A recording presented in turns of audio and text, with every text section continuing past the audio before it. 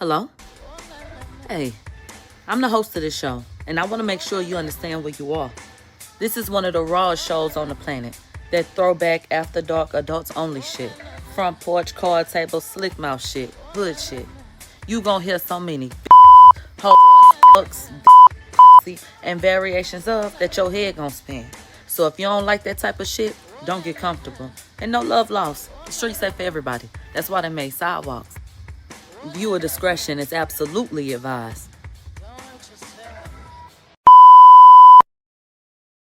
You are listening to Milagro, baby. Milagro Grams. International Nino. Mia. Nigga Billy. My sister Milagro Grams is in the building. I love Mob Radio. Millie from Mob Radio. Mia. Because Me, you, and Milagro. How you know about Milagros? Today is December 31st. And if you are not trying to heal me, you need to leave.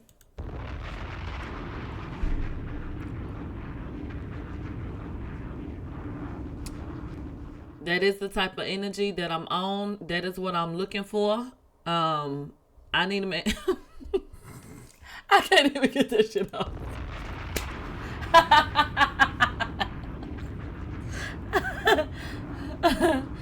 Oh my God. Somebody said, do the girls feel safe? Oh, bitch. It's crazy out here. Wee. I hope y'all doing all right. We going into the new year. I'm the same stupid bitch. Bitch, I ain't changing nothing. What I do? Bitch, I ain't did nothing. Okay, Mr. Nephew. Yeah. If you got a New Year's resolution that doesn't include sending me more money, please get the fuck off my life. I'm creating boundaries in 2026. Did y'all see Dame Teach just fall out his mouth? Okay, hold on. Cause see, I'm not gonna be able to do what I need to do. I don't know why the fuck the tech team and production would put Dame Teeth up there like that. Whew. Let me take a deep breath, baby. I'm happy to be here with you today. I told the audience over on Station Head that if their energy was not good, they did not need to be over here. I'm going to extend that to you over on Twitch. I'm going to extend that to you over on YouTube and on Kick and everywhere else that we streaming, okay? Happy New Year's Eve. Stay safe. God bless you. Yes. So what are we getting into today before we get into this word first? Child, Dame Dash's company is sold for $100 down at the auction. Bombs over Baghdad.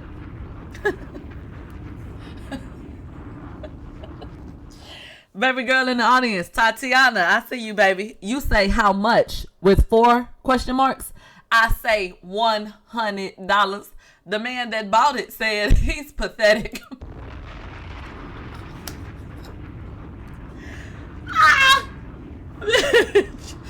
Oh, I cannot breathe. I'm in a goofy ass mood today. They said the mall could have owned that shit. If I would have known that the auction was being held that day, I would have took a Greyhound down there with my last $2 and we would have owned Dame Studios. Fuck. I'm fucked up about it. That was a business move. Doechii, child. They didn't pick Doechii up out the swamp. Okay, dried her off, cut her braids, and she's ready to release her debut album. So she put out a single with SZA, and nobody really gives a damn about it. But they are highlighting the fact that she addressed the bot accusations. Aiden Ross said he's afraid to get sued for defamation. He said allegedly in his opinion.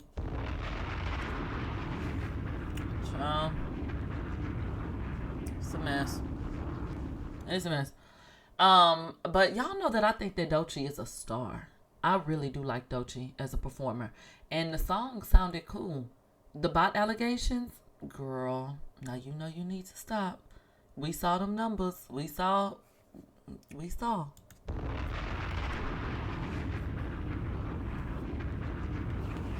we saw. But that's that. And then we've been doing us a little after show down at the Players Club. And the audience told me that they wanted an after show today because they absolutely wanted to talk about the hands of the man that plays for the Patriots that may have gone around the neck of the chef with the big booty that had a room in the house that said she tired of the circus.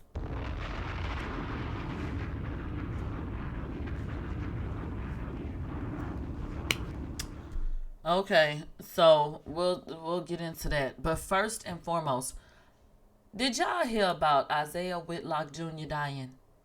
Did you know what his real name was? Now that you see his photo, do you recognize him? Child, the first thing that came to everybody's mind was shit. I said, you gotta be kidding me. I was so sad to see that. Rest in peace to him. Prayers to his family. You know, all his loved ones. Everyone that had a connection with him.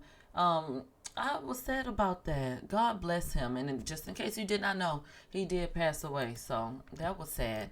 And then we got hit with a double whammy because the legendary Richard Smallwood passed away as well. So for all of my people that listen to gospel music or maybe in the church, you may know who this is. But he had classics like Center of My Joy and Total Praise. Records that have been held as the most beautiful songs in gospel music to some. You guys, he passed away too. Grandma's was on the phone, toe up yesterday.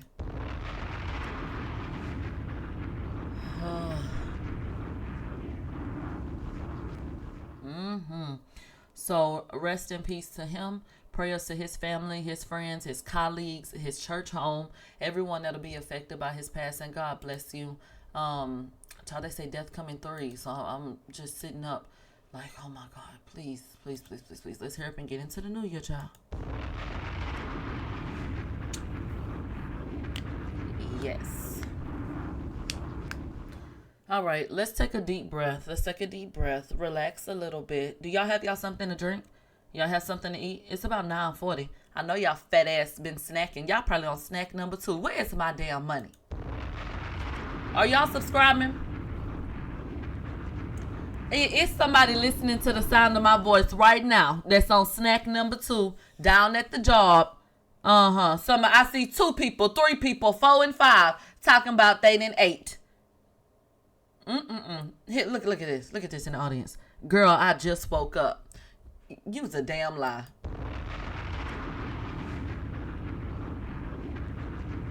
Hold on. I see something important. I see something really important in this audience. Look at your screen. Cassie said, nope, I'm sick in bed, but I'll send my medicine money to you. Girl, you are the citizen of the week. Send me that money and lay back. Your immune system gonna fight that. Hallelujah! Okay. Thank you, Daniela, for the gifted subs. They said, child, let her do the Lord's work, please. She has a mission. She got something on her heart. Amen? Yes. Amen. So, anyway, I would like to spearhead a petition. It's very near and dear to my heart. I don't want to get too invested in it, but I do want to get it started, okay? I do not think that crackheads need phones. Who they gonna call? The only people they give a fuck about calling is drug dealer. Okay, it ain't like they gonna keep on paying the bill, bitch. They gonna sit up and ask for money from us to be able to put money down on it. So let's just cut it out because I want to show you something. You guys, look at what's going on with crackheads and phones.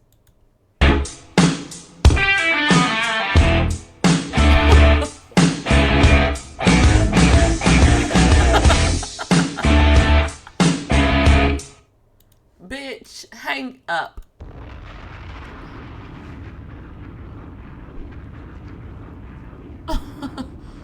See, this is the type of bullshit that's fucking up the barrier between us and space. We all about to be dead in about 25 more years because of videos like this. I don't know who house he at or what they say he over there making a boomerang. Babe, like I say, hang it up. foolish. Nope. Now, we would like to extend prayers at this time to the Jackson family. Jermaine Jackson continues to rise up out of his bed that may or may not be a coffin because he may or may not be a vampire. He raises up when the sun is high. And I think that there's hair left on his head, but for the most part, it looks like tar that he gets, and he takes his hand and puts it in the tar jar, and then he just spreads it across his fucking scalp, and then brushes it in and goes outside in a black t-shirt talking about I'm Michael Jackson's brother. Child. So, TMZ caught up with Jermaine Jackson, and they asked him about his famous hair. And he described a situation that is truly out of this fucking world. And so, I want to say, please shut the fuck up. Stop all that line. And I want us to extend prayers to him because he clearly is fucking delusional. Jermaine, the people are dying to know what the fuck is on your head. Say what they want. I have an afro, and I put gel in it just to keep it down because I never left that old Jackson 5 look. So I pack gel on the side to keep it down, and I comb it through, and that's pretty much it. Is that what it is, though? It's just an afro, and then you gel the sides? Gel. If I wasn't to put the gel in, my hair is out to here. Oh, really? Oh, so what's it look like in the morning? It stays like this, but if I wash it, it come. Say what they Put a 1 in the chat if you think Jermaine has washed his hair in the last 7 years.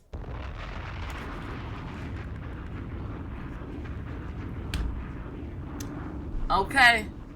So Jermaine Jackson somewhat reminds me of myself because when people ask me about my hair, I describe how long it is.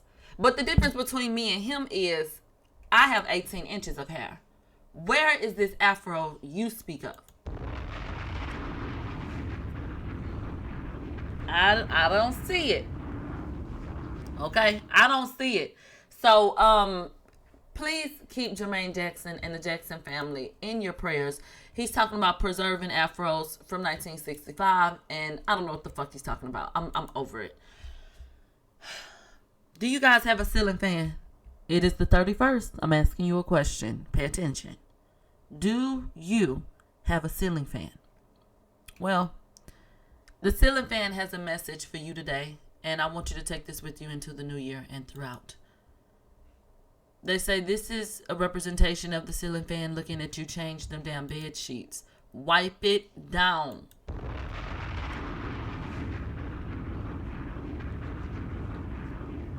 You understand? Baby, the ceiling fan is tied. It's got to be toxic to breathe in all that fucking air. And, you know, we want to make sure that we get the dust. At this point, you could probably peel it up. So, you know, just go pick it up, throw it in the trash bag, throw it outside. Please, for 2026. Somebody said, I clean mine multiple times a year. Somebody said, my ceilings are too high for fans. Ooh, I like how you said that. Did you donate today? I know that's right. If you have high ceilings and no ceiling fan, please subscribe to my channel.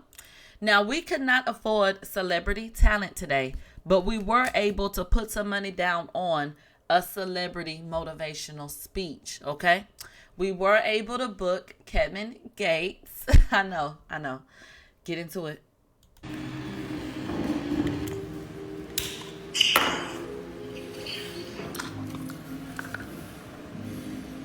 These men out here are pathetic. How dare you walk up to a woman and say, "You're beautiful. Can I have your Instagram? What's your number?" Like this, you don't do that. You walk up to her with a deed to a house, and you say, "Here, I want you to go somewhere quiet and spacious, so you can have time to think about and consider if you would even put up with the likes of me.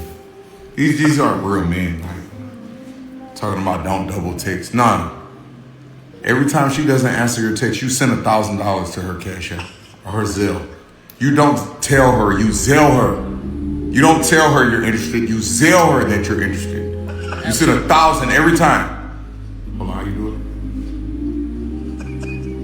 it? These guys are so pathetic. Like, you talking about she need her eyelashes refilled. You go kidnap the lady that does the eyelashes. You hook the light bulb to her head and you bring her, your wife. This woman shouldn't have to get out of bed. These men are just not real men anymore. Like, where are all the real men? Like, her check engine light is on. You buy her a new car. If you have to go give blood, give an artery, if you have to die to make sure that she's happy, you do what it takes. Like, these men are just not real men. Like when you hear women say, I just wasn't happy. Like, no. If you have to rob a bank and sit in jail for the rest of your life and give her all the money while she goes off and remarries, then that's what you do, goddammit. You make sure that woman is happy and satisfied and fulfilled. If she wants to go on a girl trip, you pay for the whole girl trip and you stay at home and don't go. That's how you do it. Yeah, this is pathetic. Like, these men are just not real men. Like, it's just not real men. Talking about you have 6 jobs trying to make, you get 60 jobs. 60 jobs to make. That's what you do. Like, whatever it takes. Okay? If she wants to go out and have 5 or 6 side, you line up to be the 6th. Okay? Side quests. Make this woman happy. Like, main objective. He's just not real men. Like, it's not real men. He's just pathetic. The people would like to know where Doechii is and how she's doing today.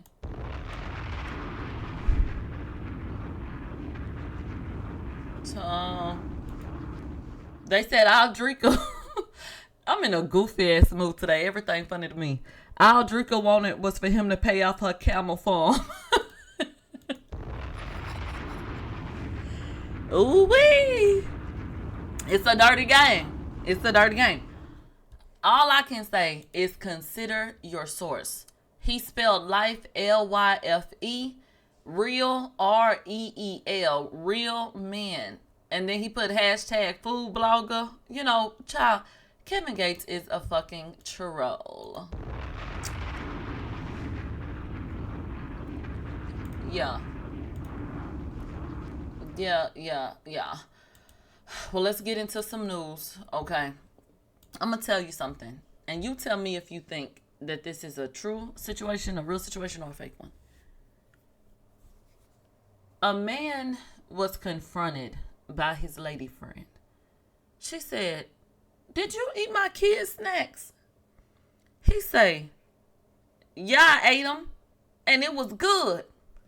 And then shot at her arm. Do you think this is a real scenario or a fake one?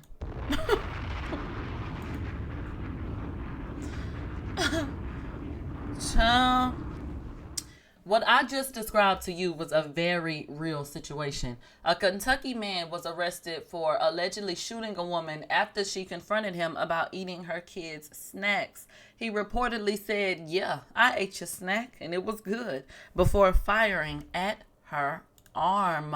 Hillman has been arrested for shooting at a woman over the food. What? 56-year-old Kenneth Beals pleaded not guilty in court this morning to assault and a weapons charge. Police say the woman showed up at the hospital last night. What? Witnesses told investigators that Beals shot her in the arm after she confronted him about eating snacks that were meant for her children.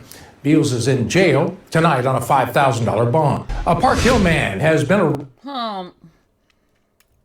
Did you say she went to see him at the hospital last night?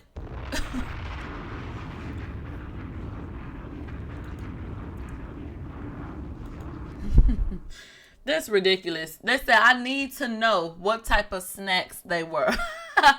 Baby, look. Are you willing to die about them fucking graham crackers? Or them was either the good graham crackers Or them was the good fruit snacks with the juice in the middle. Or the Scooby-Doo fruit snacks with the blue in it. Y'all think he would have crashed out behind some goldfish? They say snacks expensive these days. I don't know.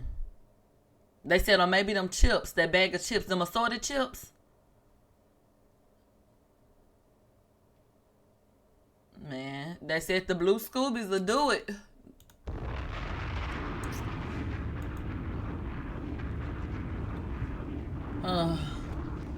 Is there anyone here who has been to Paris? Let me know if you traveled there. I hear it's funky as fuck. There is a syndrome called Paris syndrome. And this is when tourists get sick after realizing that Paris is not what they imagine. So they said not every visitor leaves Paris with fond memories. Some tourists experience intense psychological distress when the reality of the city clashes sharply with the idealized romantic image they had formed beforehand. So symptoms can include anxiety, dizziness, panic attacks, and even physical illness. Baby, I know y'all ain't taking y'all dumb ass to Paris, getting there, seeing that it looked like the rest of the world, but it got an Eiffel Tower, and acting like y'all about to pass out.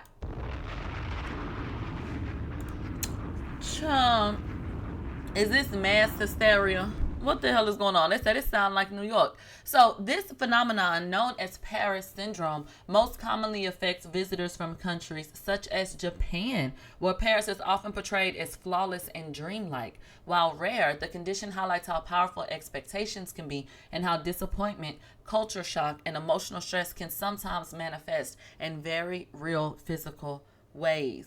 Okay, babe, we can send you your luggage. You know you can go home, right? Go home. Okay. Please go home. They said Paris used to be pretty. Was it? Was it? Y'all let me know if y'all went to Paris, what it looked like. They said not Paris stressing out the Japanese. Somebody said, I can see that it's so clean and beautiful in Japan. I mean, yeah. Go on a staycation. Y'all live in a beautiful place. Now, we talk about this shit all the time, but I want to leave it in 2025. I don't ever want to talk about it again. But let's touch on it one more time because my feelings remain the same because kids going to keep on being born. So, this person said, no matter how you love your woman, do that DNA test. This woman said, if I ever find out that you went behind my back to run a DNA test on a child that I struggled so much to bring to the world, best believe you're never having access to that child again. Okay? What do y'all think about this? First of all, I wish that DNA tests were mandatory at birth. Whoever you think your baby daddy is, bitch, please let him be here by the time the baby get here or before we have y'all go home and we discharge y'all so that we can see what's going on for sure. And ain't nobody got to worry. I wish that there was a safe way to be able to test stuff, you know, before the baby even got here. That'll save people even more time. I know you can find out before a baby gets here, you know, who the parents are, but I think that's much more invasive. So that's what I mean by that. But for certain, once the baby is here, I don't see why anybody would be contesting getting a DNA test to know for a fact who the father is. Mama's baby, daddy's maybe. Do I think that it can be really offensive to ask someone for a DNA test? Yes. I can see how somebody could feel like, you know, well, damn. Like say a couple have been together, married for years, and then they have a baby and the husband says, well, I would like a DNA test. I could see a wife saying, well, damn, what is that supposed to mean? Because you're human and you go through different emotions. But I don't feel like it should turn into a war. I don't feel like it should turn into a fight. Once you get over yourself, understand that everybody has a right to know. And that doesn't have to have any implication on you. Does that make sense? Is that something that you agree with? Yeah, I feel like everybody is allowed to have their emotions. But when you really, really get over all of those different feelings, don't you think that everybody has a right to know? So what's the problem at that point? That doesn't mean somebody doesn't trust you. All that means is I want to know for certain. That's it. And I don't think anybody should fight about that. Now, the situation that this woman described where she says, if I find out that you went behind my back, that's already a toxic ass situation. Anybody that got to go behind somebody back to get DNA, seem like to me it's not in a situation where everybody is trying to go and get that done. So I'm going to reserve my opinion because I'm not finna be mad at nobody for trying to see if they the daddy or not. And bitches running around playing games and shit. Got you buying diapers and putting your name on paperwork and won't answer the phone when you trying to go to the DNA clinic. Bitch, please.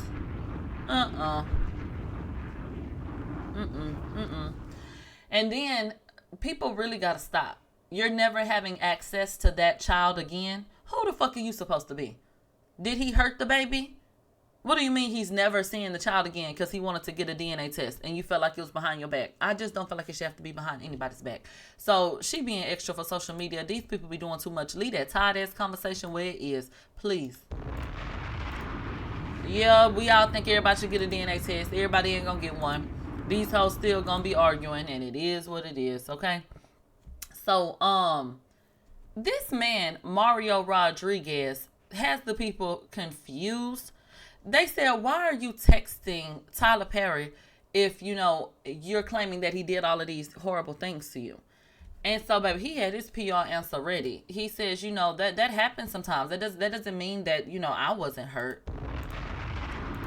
Sure. I'm wondering at this point, did he think that if he went public kissing Tyler Perry's ass, that Tyler Perry would be more favorable to him? They done pulled up some videos of him running his mouth. And take a look at this. Hello, everyone. Just checking in with you guys about the news that I mentioned a couple days ago. Now, this is the man who told Tyler Perry that he basically had a rotten tooth. So I don't know if his breath is still hot, but recall he was afraid of sepsis because he had some family members that had some issues, and you know, your teeth in your mouth and your brain in there and shit like that. And so mouth and breath might be hot as hell. That's probably why I got them glasses on, shielding his eyes. But go ahead. I wanted to talk to you guys a little bit about sexual assault and harassment. Okay. And why the people stay silent. For a long time, guys, I didn't want to say anything. And I wanted to tell you guys why I didn't want to say anything. Okay. But when it happened to me, I felt ashamed. I just want to say that I can see how you ended up being frat guy number 10 because you can't act worth the damn. And second of all, where is the man in the picture? You look like his cousin. This is Rico Suave.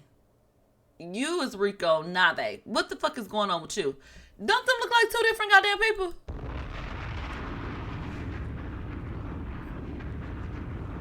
Who is that?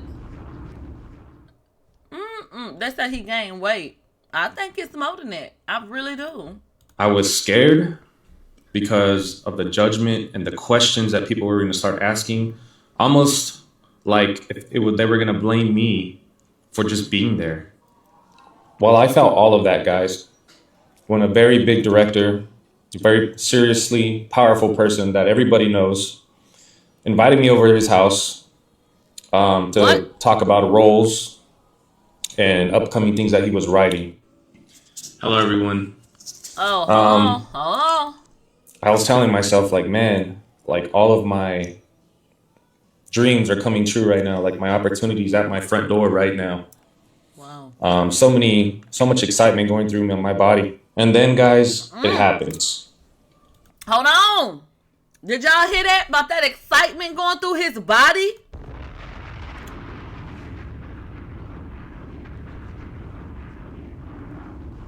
Okay. You know, my boundaries were crossed. Oh. You feel like this person feels like they got power over you because of the situation and the opportunity that presented itself in front of you. And then you and how fear can somewhat keep you quiet and keep you silent. Well, I stayed quiet for much too long. Okay. And I just want to say I'm really sorry, man, because if I would have spoken up sooner, I could have saved somebody that this probably happened to after me. So he said, fuck them messages. He said the messages then came out. I was afraid. That's all it was. He said I should have been more forthcoming because I could have saved somebody else. Oh, wow. A martyr. I just want to say sorry for that, whoever that may be. It could have stopped with me if I would have said something. But I do apologize, and I'm speaking up now. Okay. I was telling myself, like, man, and getting it out there and talking about it, most importantly, then so be it. And I just want to apologize once again, guys, because I'm sorry I can't really talk about more than what I've talked about right now. But I will be giving you guys an update very soon. Please don't. About the whole situation that happened in detail. Okay. So stay tuned. And thank you guys for hearing me out. I appreciate it. Did you blow a kiss? And getting... Tom. And so here go the messages. Let me read the messages so that we can refresh everybody's memory on his rotten tooth. Mario Rodriguez allegedly texts Tyler, billionaire Perry, and said, I haven't been feeling okay. Confused. I'm a little nauseous. I got blood work. They think it's my teeth. I know it's none of your business. I don't know what do I know. I promised you that I would never ask you for anything, but it is what it is. Or if it is what I think it is, I don't think I could do it on my own because I barely pay my bills and I'm scared as fuck. I don't want to get sepsis like my dad and pass away. I don't even want to mention it because I don't want to make it real. I feel sick most days. I never told anybody this, but my mom and everybody is starting to notice my broke ass don't have insurance. I never lie to you, but I think that's what's wrong. My dentist is supposed to take care of it in Beverly Hills, but hold on. My dentist is supposed to take care of it in Beverly Hills, but he's in prison for fraud. If you don't get the fuck off my fucking phone, you dirty mouth whore. What are you talking about? Let me finish reading this shit. I would have screenshotted this and sent this in any group chat I had so fucking fast. Like, look at this. I've always been healthy, but lately I've been waking up confused and dizzy and a bunch of stuff. I just can't go to the doctor because, shit, I can't even afford it. I don't want anything. I just want to be okay. I'm scared, brother. Well, I'm going to tell you like Bernie Mac told somebody. A homeless man walked up to Bernie Mac and said he was hungry. Bernie Mac said, food ain't changed. You'll be all right. And that's what I would like to say to this man, okay? If you already scared, then you already kind of going through it. You kind of, in a way, so lean into that. Lean into that. And try to figure out why God is taking you through this. Now, you walking around with that rotten tooth in your mouth, trying to figure out what your options are. Talking about you feel dizzy and shit. Baby, that breath. Now you up in Tyler Perry face. And you talking about, he been touching on you, feeling on your leg and stuff like that. I wasn't there. I don't know what happened. But I don't know about all that. Okay? I don't know. Do I think that Tyler Perry may be over there liking me? In my opinion, allegedly, I don't know what the fuck I'm talking about. Yeah.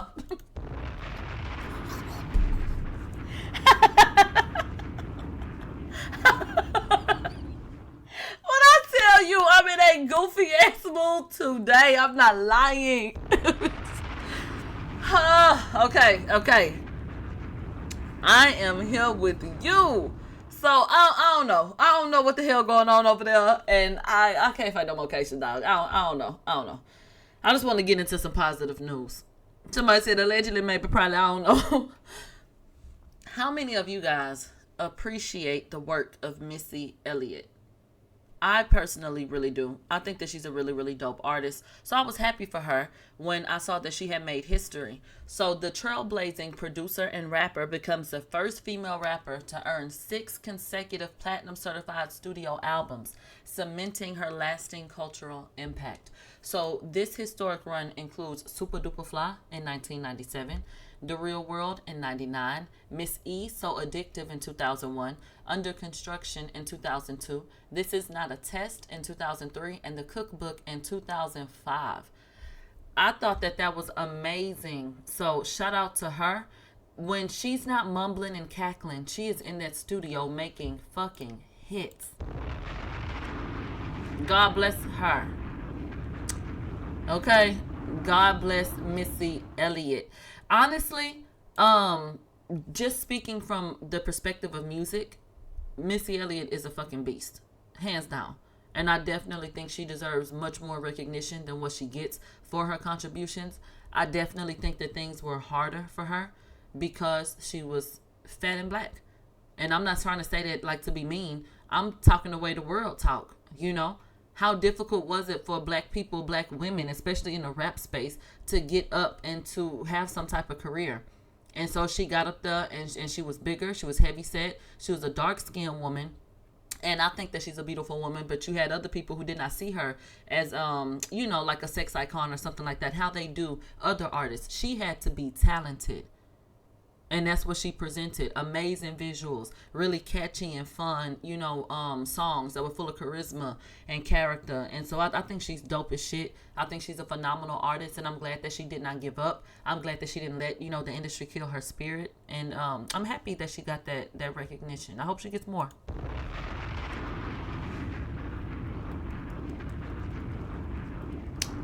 Let me take a look into the audience. I see someone saying, girl, fuck her. And her balls are so mid.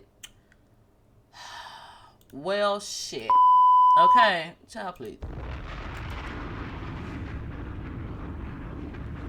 You know what? That's crazy of you. That's crazy of you. Now, Olandria. Are you tired of hearing about Olandria? Well, be prepared to get more weary. Because Olandria has officially been dubbed an it girl by Wikipedia. Do we give a fuck about Wikipedia? Let's act like we give a fuck about Wikipedia. Olandria, I felt like was an it girl. That's what I've always called her. I feel like the world has called her an it girl. I mean, yeah, that definitely fits. There are no ifs, ands, or buts about it. So congratulations to her for being considered what we already knew her to be. I didn't need Wikipedia to tell me that shit.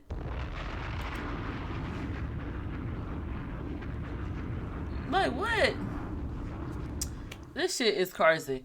So, they said, this is ball alert. They said the Love Island USA Season 7 star has achieved a rare feat by being added to Wikipedia's official list of it girls, cementing her status as a generational muse. What do y'all fucking mean? Y'all act like we still like go to the library and we can rent like atlases and encyclopedias and shit like that. What the fuck are we supposed to do with any list that Wikipedia makes?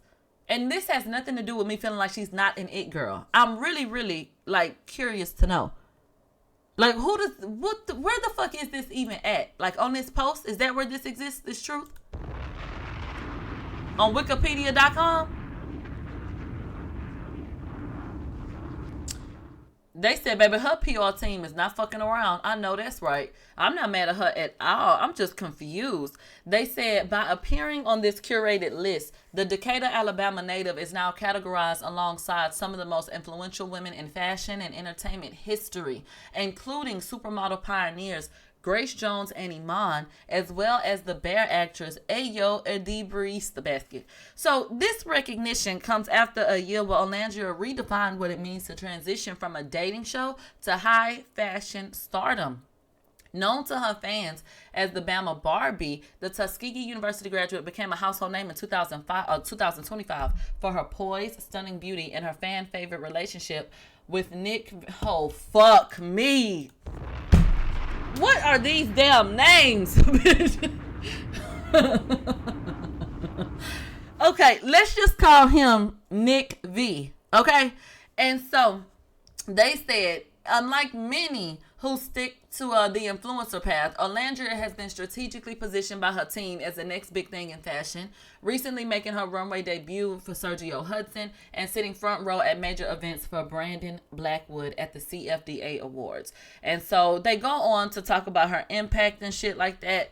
God bless Olandria. God bless America. I'm talking about America. God bless America, Love Island, and everybody else. I'm happy for Olandria. Girl, go do your thing. Okay. Child. It's a lot going on. It's a lot going on. Okay. Somebody said, let me shut up because I'm going to get called a hater. Baby, them fans do not play. It's kind of giving cult. You know? I don't know. Now, A$AP Rocky, he has decided to pay it forward. He partnered with a company that they're ahead of a rent-free campaign, and it's tied to his album Don't Be Dumb. So the initiative covers January 2026 rent for residents of the Harlem building where he grew up.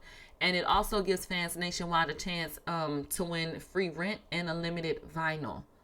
So if you just so happen to have lived in that building, then that was a huge blessing. So why did I look over at the comments and I was just about to say that's such a blessing, and I was finna go into that whole bit, and I see Johnson Queen talking about don't care.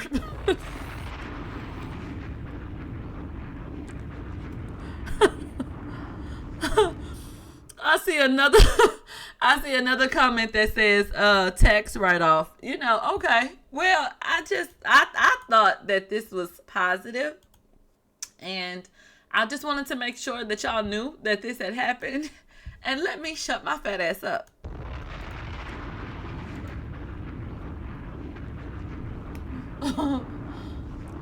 Okay, so I've been trying really hard throughout this broadcast to not look at the screen because Dame Dash's teeth about to take me up out of here. I ain't lying.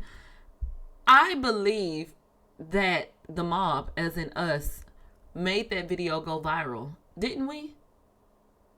Aren't we the ones that put that online? Talking about we, it was on my Twitter. Weren't we the ones that put it online and then that shit had went viral? I feel like we did. We always at the scene of the crime. I don't know. But I think we did. This shit happened years ago. So, that shit about to take me out. But fast forward, Dame Dash, you know he been losing everything. You know, he didn't file for bankruptcy and all that kind of shit. In an effort to cover almost $1 million worth of debt, Dame Dash sold off his film company. It's called Dame Dash Studios. Now, how did he sell this? Well, he decided that he wanted to sell this at an auction. Now, here's where it gets sticky, all right? Only one person showed up.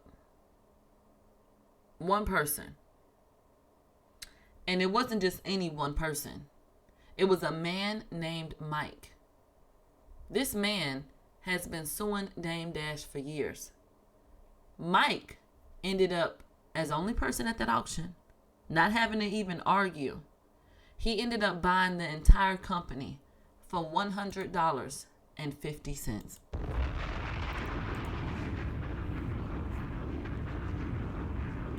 Okay. $100.50. Look at this. They said Damon Dash's film company sold for just $100.50 at auction as part of efforts to cover nearly $1 million in defamation lawsuit debt. Only one bidder showed up, Mike, who has sued Dame Dash multiple times. Dash, now bankrupt, still owes millions in taxes and civil judgments. And so, you guys, that is the situation. And the man did give a statement. Look at Dame Dash Studios. Child, nothing but the dog in ya. So, allegedly, the man, when he got done, you know, said that the situation was pathetic. He said that Dame was sad.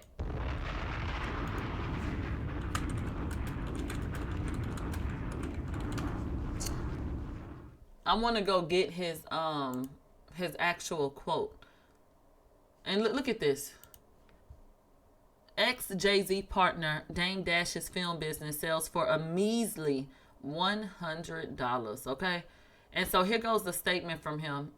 Don't worry about that. All these fucking ads. I think he's a fool. That's what he said.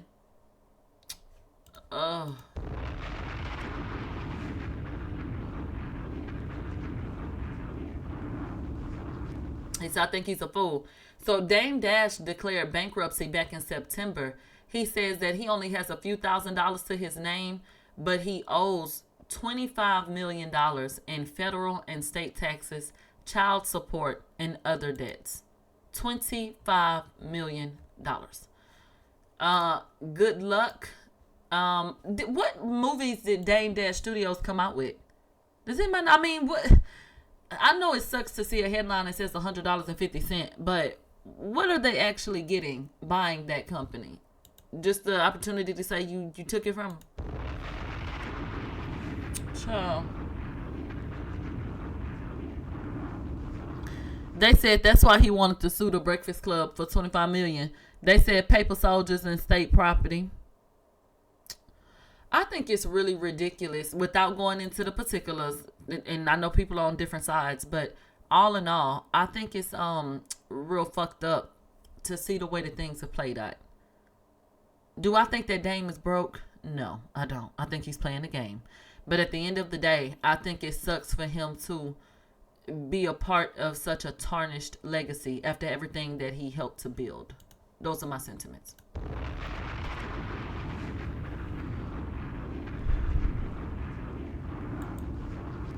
I think it's real sad, real sad. Oh. So, how do y'all feel about Angie Martinez? Have you subscribed? Are you following? Okay, anyway. So, I think that Angie Martinez has been cool in terms of the entertainment industry. And somebody said, I don't feel. Somebody said, I feel nothing. I don't fuck with Angie. Really? Really? I feel like Angie Martinez has just always been around and a part of what's been going on. And as far as what I know, I feel like she's been cool. I can't even recall anything that stands out that's super controversial about her. What has she done besides give interviews? She tried to do music one time. I like the little songs that she did. They said she's been fake. They said she fake. Really? Really? Somebody in the audience said Angie been a major crackhead. Babe, wait, what?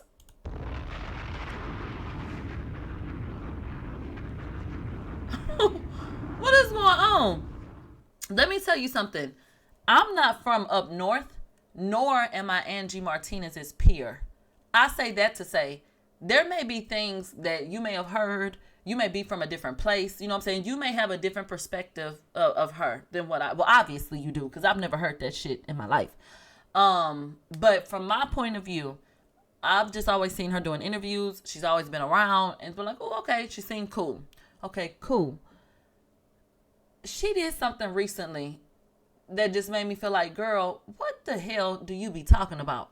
So Angie Martinez did an interview with Tupac years and years and years ago when the East Coast and the goddamn West Coast was beefing.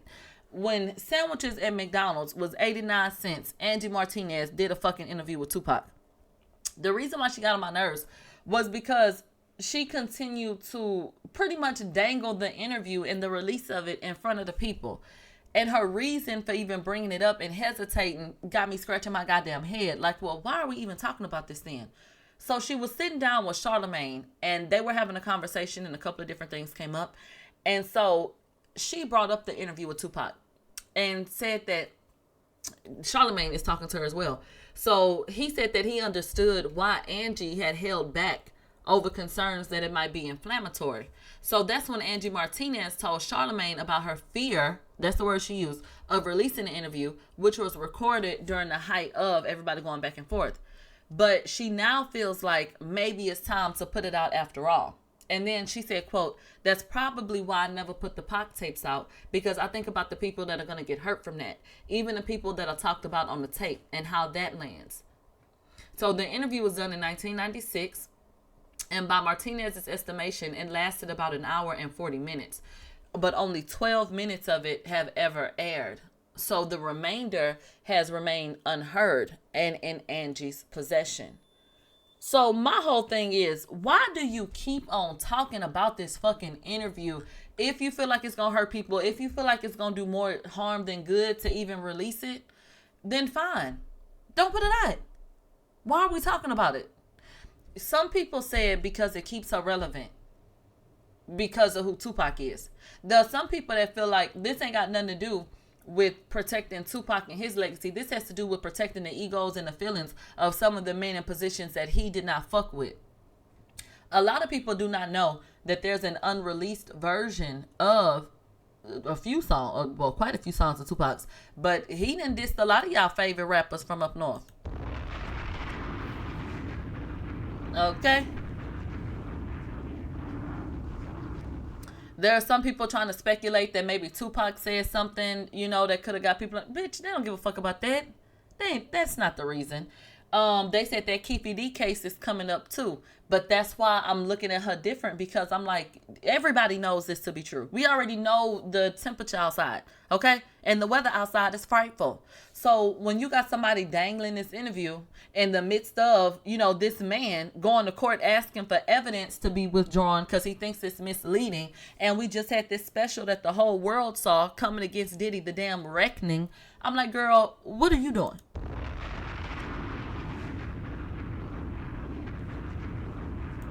I don't know. So I just feel like you either gonna put the fucking interview out once and for all, or you gonna go sit your ass down somewhere and be quiet about it and interview these boring hoes. Pick one. I don't know. Now, Ashley Darby sitting up looking like Pennywise, trying to throw shade about kissing somebody's son, and I think she's nasty. I think that Ashley, hypothetically, in my opinion, allegedly, need to get knocked upside her big ass motherfucking head, because bitch, don't play with me like that. I think it's absolutely disgusting for somebody, even if y'all are just cordial in passing, somebody is your goddamn peer and y'all run in the same friend groups and y'all kind of kick it together here and there and whoop whoop whoop. There is no reason why you're doing anything with my son. And Ashley left me with the impression that that's not all it was. How many of you guys think that it stopped at a kiss? How many of y'all think that? Child, I'm not buying it.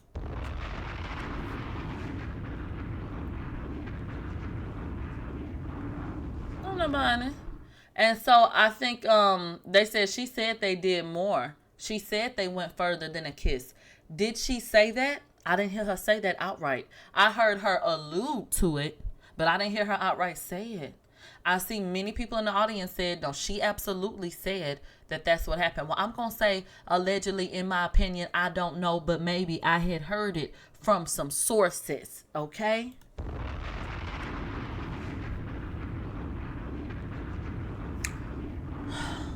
Hello, my friends. Happy New Year's Eve. Leaving for Pittsburgh tomorrow to go to my friend's New Year's Eve party. But then today, Corey came at 7 a.m. to do my hair. We have the Trans-Siberian Orchestra this afternoon, and then we're seeing the Grinch on stage.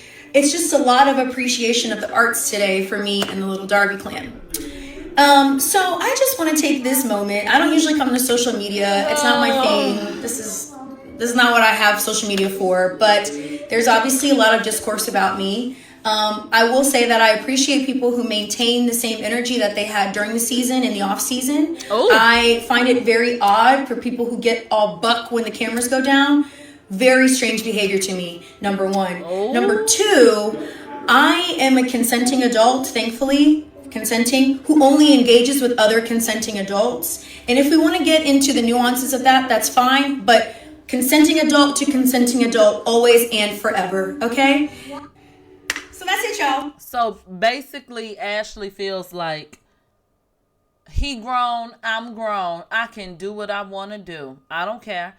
And she also basically said Charisse a scary ass bitch. Because all that shit you popping out, bitch, you ain't say nothing to me. And I got to agree. Charisse, you should have been on her ass like white on rice the very moment you got the understanding that she had been physical with your son. You should have let her know 1,000% that shit is not gonna fly. A consenting adults can do what they want to do, and I can knock you upside your fucking head. Don't play with me.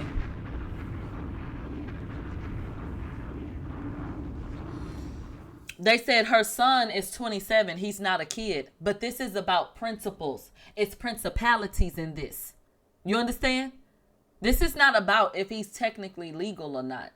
It's deeper than that to me.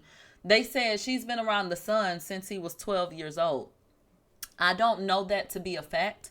I have not watched Potomac in a while. But if that's true, then I think that that's disgusting. And that adds a completely different layer to this situation, if that's true. That's fucking disgusting.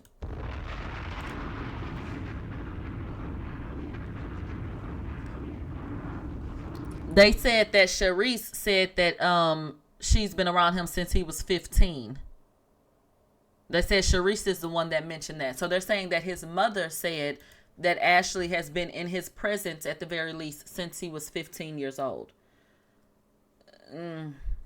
Somebody said parents need to stay out of their adult child's bedrooms. But see, this is different.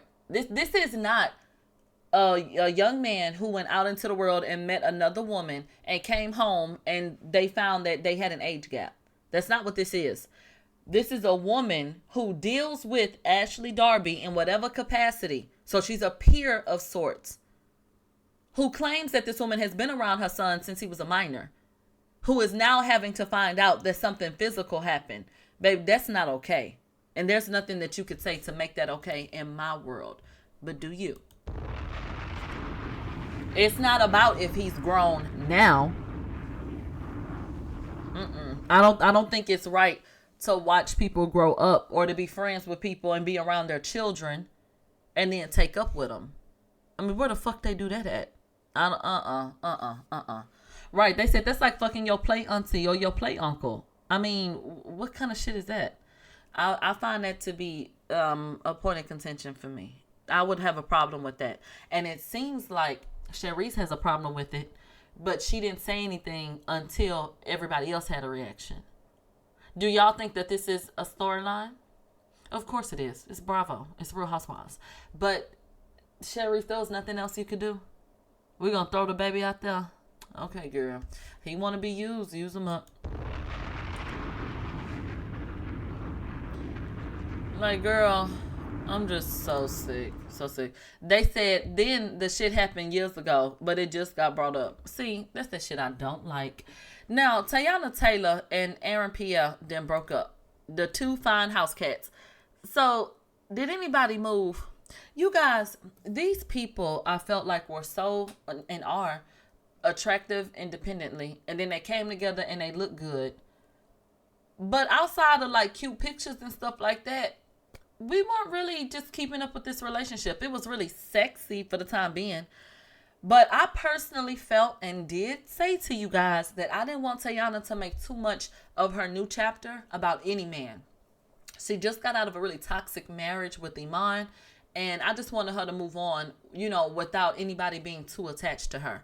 And y'all know that that Love album had him all up, down, round, and through there. And he was just everywhere. Even if he wasn't physically there, she was bringing him up. And it was like, oh, she's in love, and I'm happy that she's happy. But it was like, girl, don't make the same mistake twice. Take your time. Take your time. It was more of like a protective thing. Because, you know, I love me some Teyana. And so I'm just watching everything like, okay, I just don't want this to turn into another Iman situation. Well, she put out her music. She's been having a really successful year. She's been doing her movies. She's been acting alongside some of the biggest names in Hollywood, A-list shit. And Aaron Pierre, he had a stellar year. Now, do you think he had a more stellar 2024 or 2025? Time since COVID has gotten so fucked up in my head, I don't know. All I know is, I guess within the past 2 years, he had gained a lot of traction. I feel like things have slowed down a lot. I don't know what he's doing behind the scenes, but in terms of like the public, I haven't seen Aaron Pierre a lot lately outside of his relationship with Teyana. The audience is telling me 2024. They said, but they said, I think that 2026 is gonna eat. He has some different projects. He has more projects coming. Okay, so maybe 2025 was dedicated to working. You got to work to be able to put out a project. So in 2026, I'm hopeful that we'll see a lot of the things that he was doing in 2025. But yeah, I mean, he was the rebound relationship. That may sound bad, but that's what it was. Baby, that's a hell of a fucking rebound. I tell you that.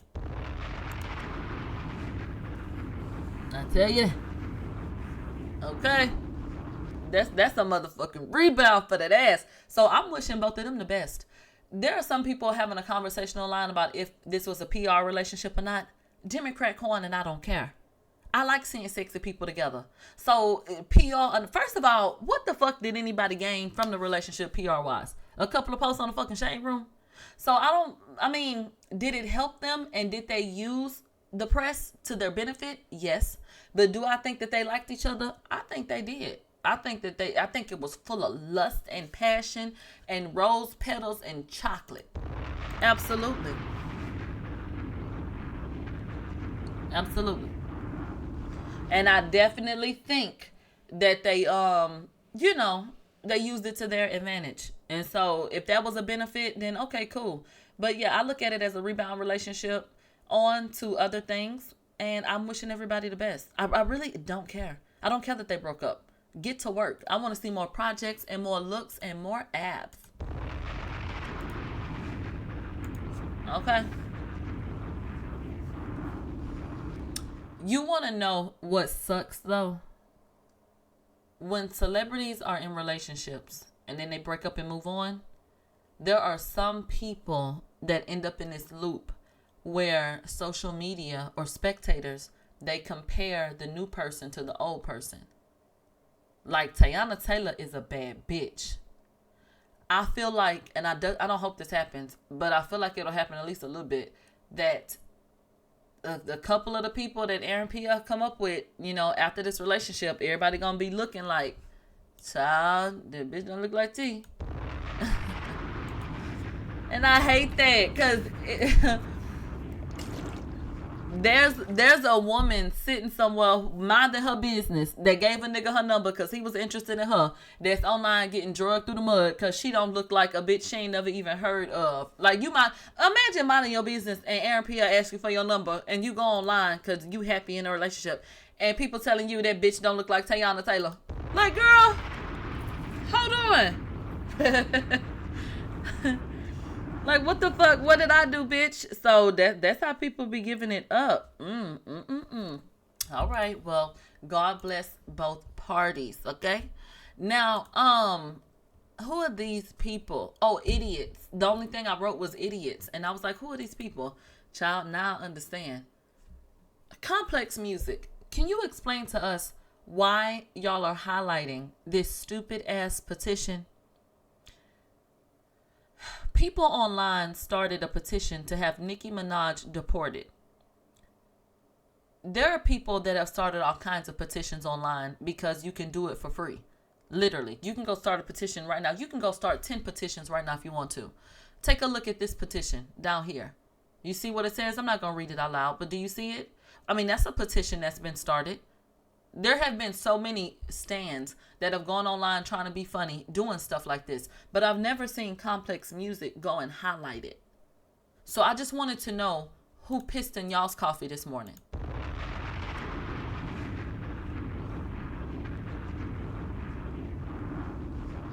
And then you use a picture where, first of all, during the appearance, she looked beautiful.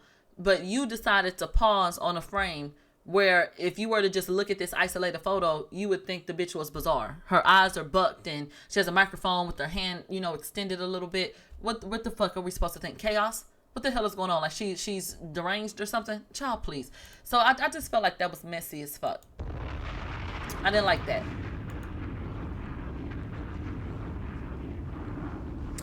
Somebody said the picture still eats. Well, child, what about the pictures of MoneyBagg Yo?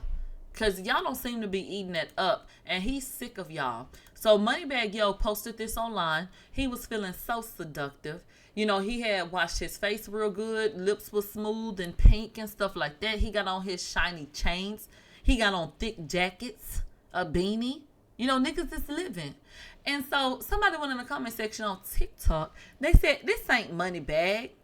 MoneyBagg say, who else is it then? Y'all been dragging that lame cap-ass narrative out. Damn, just get healthy like me. I'm doing better than I ever was. Now y'all act like y'all wanted a nigga to stay on drugs, man. The shit is crazy. Oh, him mad?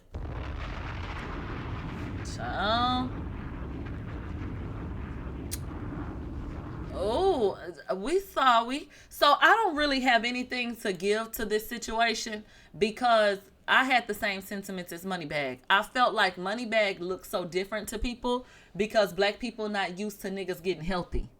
We're not used to that. If every nigga we knew was as healthy as they should be, they would look completely different. We eat so much sugar and be so goddamn swollen. A lot of niggas don't know what the fuck they really look like. Okay, let's talk about it. So I do think that in this case, he has gotten healthier. Now, I see a comment from the audience that says, that's more than sugar. Ozempic is a drug, and we saw him waiting in the BBL office.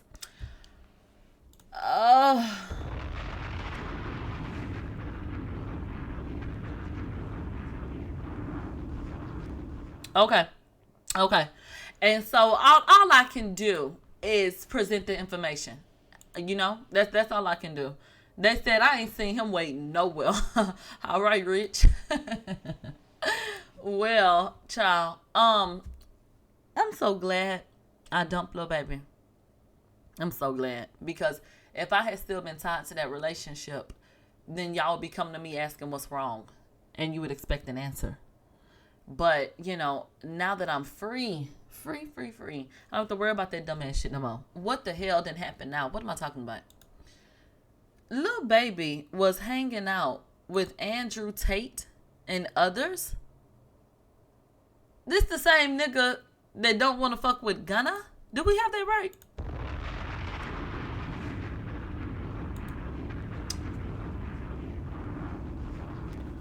Okay, this is Lil Baby. Phone out, as you can see. Drinks drunk down. They looking nice and full. They skin look like it's glowing and shit like that. And I mean, he just looks comfortable. So you can go and do this, and you can take up with the likes of Andrew Tate and company.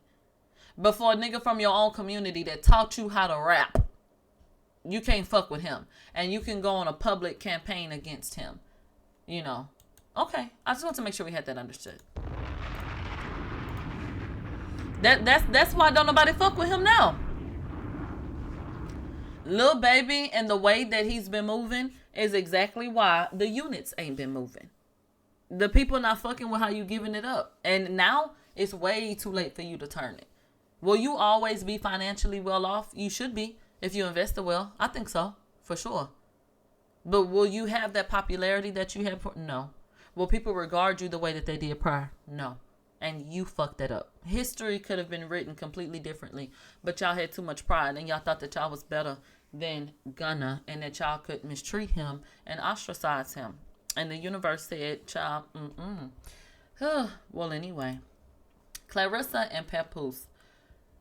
Clarissa, do you know that we believe in you?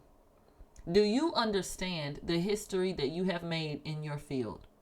Do you understand who you are? Do you know the Muffin Man? Shit. I mean, what is the problem? I don't even try to keep up with the social media side of Clarissa Shields because I find myself disappointed. I don't like what attention has done to her brand and what it's done to her. And I feel like you can always tell when someone's not used to navigating, you know, circumstances where it's a lot of eyes on them and people are kind of hanging on to their every word and, you know, a certain type of popularity, if you will, or notoriety. And Clarissa strikes me as someone who has never gotten as much attention as she does, you know, while in this relationship with Pap. And I just don't think it works for her because of the way that she moves and what she gives to certain situations. So Papoose was allegedly with Remy and them for Christmas. So Clarissa went online and she was like, Miss Body giving tea, Miss never took Ozempic.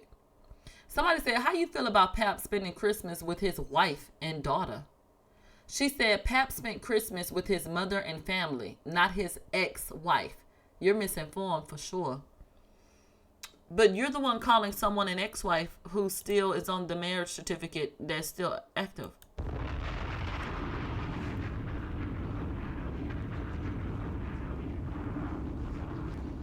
Have Remy Ma and Papoose officially divorced? No, not that we know of. Where's the official divorce? Now, I come from a community of people that sometimes doesn't get divorced.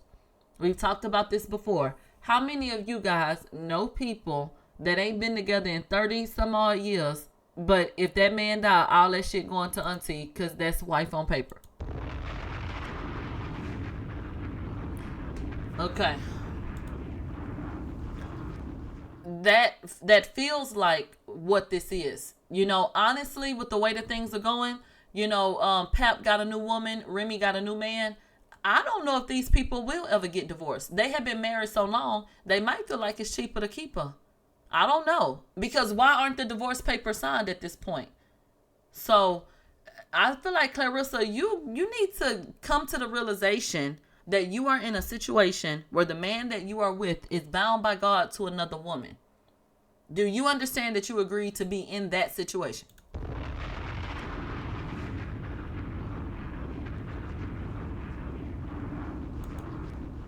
You know?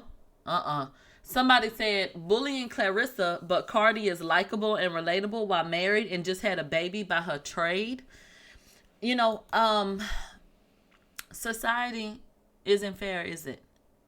We've seen so many black women get torn down while they sitting over there praising that situation. So I'm not going to disagree with you. But what I will say is we call out everything so that when you say stuff like that, we don't feel like hit dogs. God bless America. Now, Clarissa went shopping for the holidays because her man was with his family, whoever those family members may be. Clarissa went down to the fancy shops looking like she was trying to find a rainbow. And then she was standing up talking about, ooh, look at my body and all this kind of shit like that. Where the fuck is her stylist? How you going and spending big money, but you're not looking like big money, even in a casual way? It don't take much. So I just thought that, you know, it was like, girl, clean this up. But anyway, she went to the store and she spent, I believe, like $30,000 of her own money on herself. And then she showed the receipts, posted the full receipts online. So a man who's sick of the bullshit then came forward and said, look, you need a mentor. And why was you spending your own goddamn money down there? And where was anybody to have your back while you in the store showing off this, that, and the third? Well, he puts this online. Do you know that Clarissa went in his DMs and went off on his ass?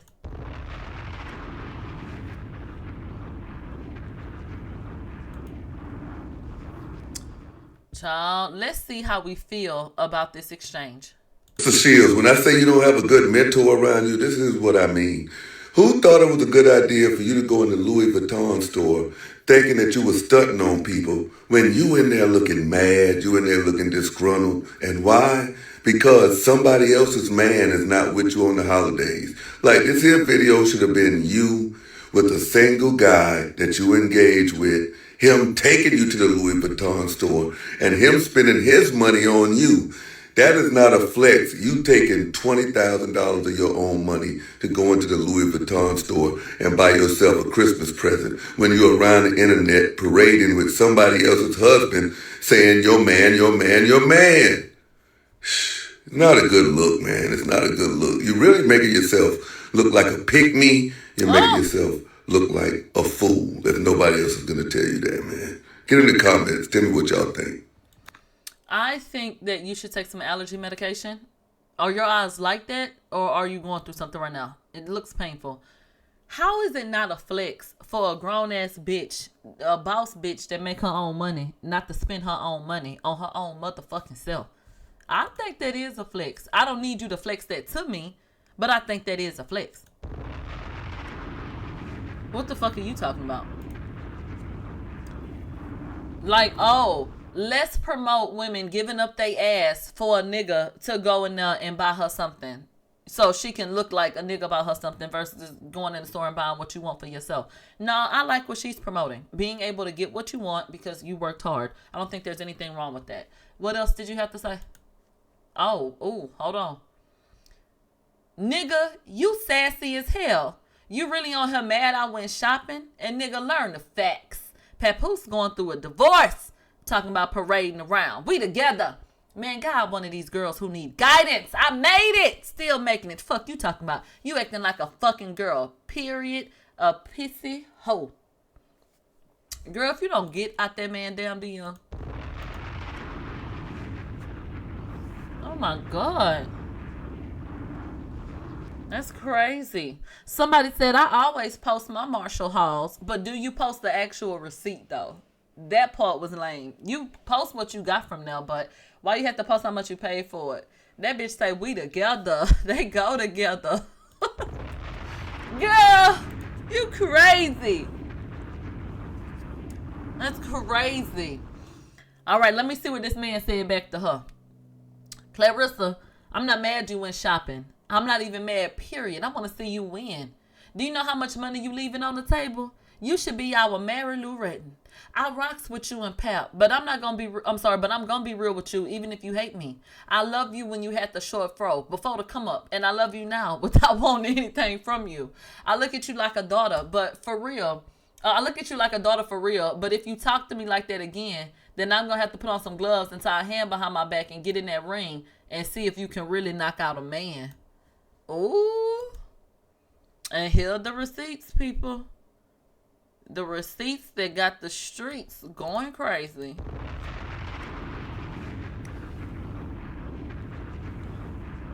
What? So, you told that woman that if she talked to you like that again, then you gonna get physical with her. You gonna have to put on some gloves and put one hand behind your back and see if she really can knock out a man. Do I think that women need to approach men a certain way and vice versa? No. Can I tell anybody how mad to get? No. But I still will never like a man telling a woman like, bitch, I'll beat you up. But I remember, I done told y'all before, I had talked to a nigga so crazy, he came and knocked my ass out, bitch. Ooh-wee. I don't feel like he needed to threaten her.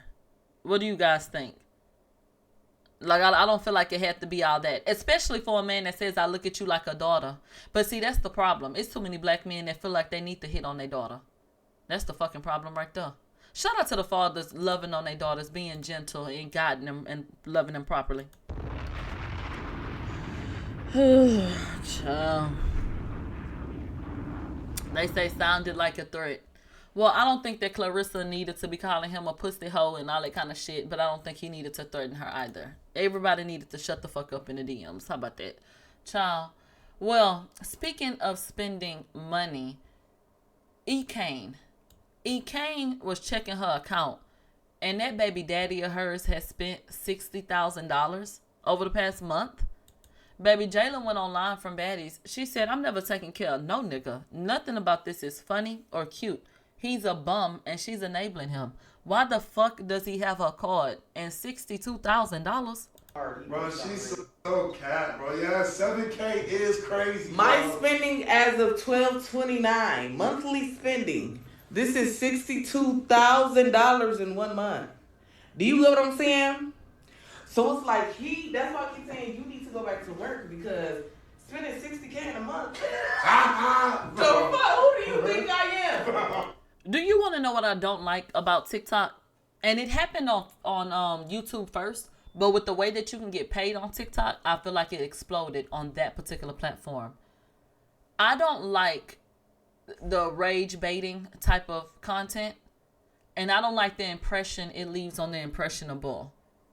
Because somebody like me not even gonna watch shit like this. I do not watch E-Kane. I don't watch none of them people that do content like that. I just, no knock to you if you do. I don't have an interest in it. Like even my granny years ago, she would watch those family channels on YouTube because she used to enjoy watching the kids play with toys and watching the parents make cookies and all that bullshit. I don't watch shit like that either. But I definitely don't watch toxic ass situations like this. And I think that it warps the minds of, that youth that's taking this in, thinking that this type of shit is okay. That's what I don't like. Because the truth of the matter is, child, E-Kane is living exactly how she wants to live with the man that she wants to be with, and she knows how to get a rise out of the internet. That's how she ended up with a bank account big enough for a nigga to spend $62,000 in a month. And she gonna have $62,000 more next month because people continue to go and watch the bullshit. So I'm not finna waste my breath on what E. Kane is over there doing with that nigga Chris and they set up, because they was gonna do that anyway. So child, be better, do better, stop watching it if that's what you want to do. Now let's get into a setup that I can get jiggy with. Okay, take a look at this. This is Karrueche and Deion Sanders. Now we have talked about their age gap before, but Karrueche ain't no damn spring chicken, and that's not a knock to her. That's a realization for y'all. That Deion Sanders didn't go find a 19-year-old. Karrueche is about 40 years old, correct?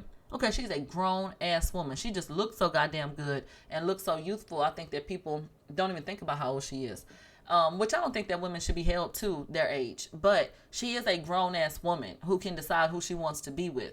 Frontal lobe developed like a motherfucker. She can rent SUVs down at the car rental place and all kind of shit. Probably got some properties and shit like that. Like, please, she grown. And Deion Sanders is grown and living his life.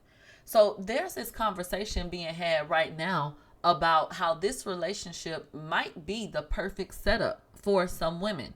How so? Well, Karrueche does not have kids. She's of a certain age. Deion already got his kids and they grown. So she ain't got to change nobody's diapers. He's rich as hell. Thank you. He's rich as hell.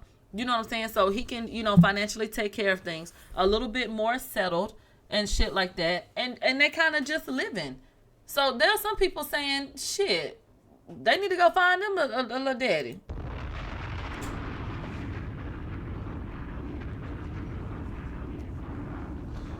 Somebody said, look, they said she's a part-time caretaker though.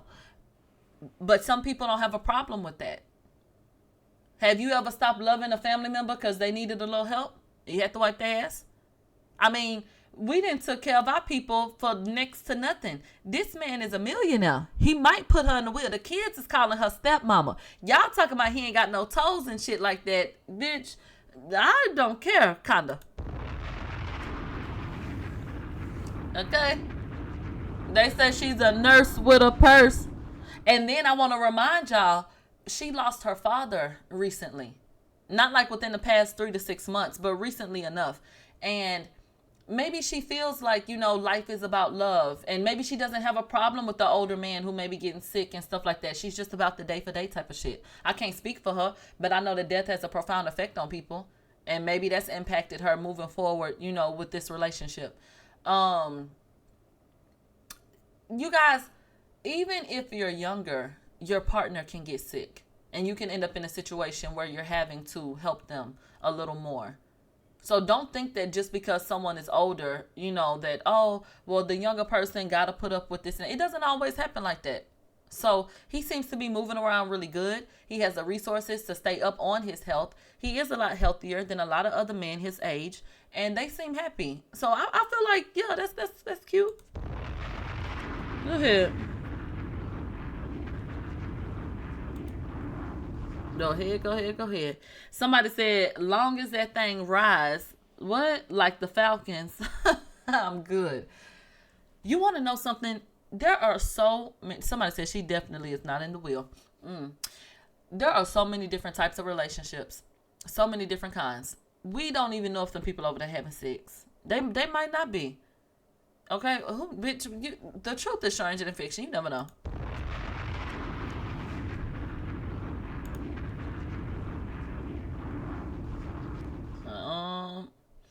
Someone in the audience, they said, child please. They said, I think people care when it's reserved. I'm sorry, when it's reversed, because sometimes it be women. They raise as kids. The shit is weird. They said she got to change his diaper. Didn't nobody tell you Deion was in diapers? I heard Deion still wear drawers. No, y'all need to stop. Y'all need to stop.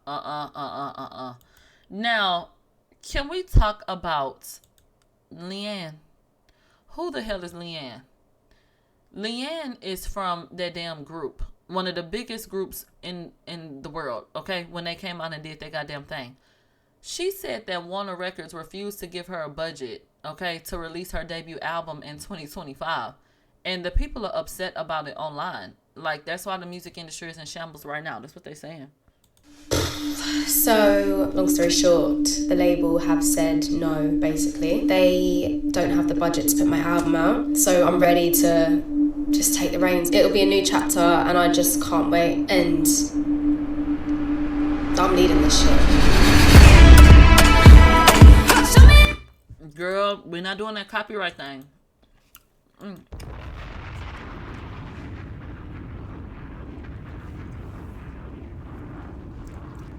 I see multiple people saying, fuck her. She a op. Go against Nicki. What she do? They said she's done the best in her solo career. And she was in Little Mix. L-I-L, Little Mix, if you remember that group.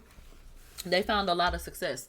But I see some of y'all saying that she went against Nicki. They said she talked all that shit about Jesse and Nicki's Boys remix. So my audience is saying they don't give a damn about your budget.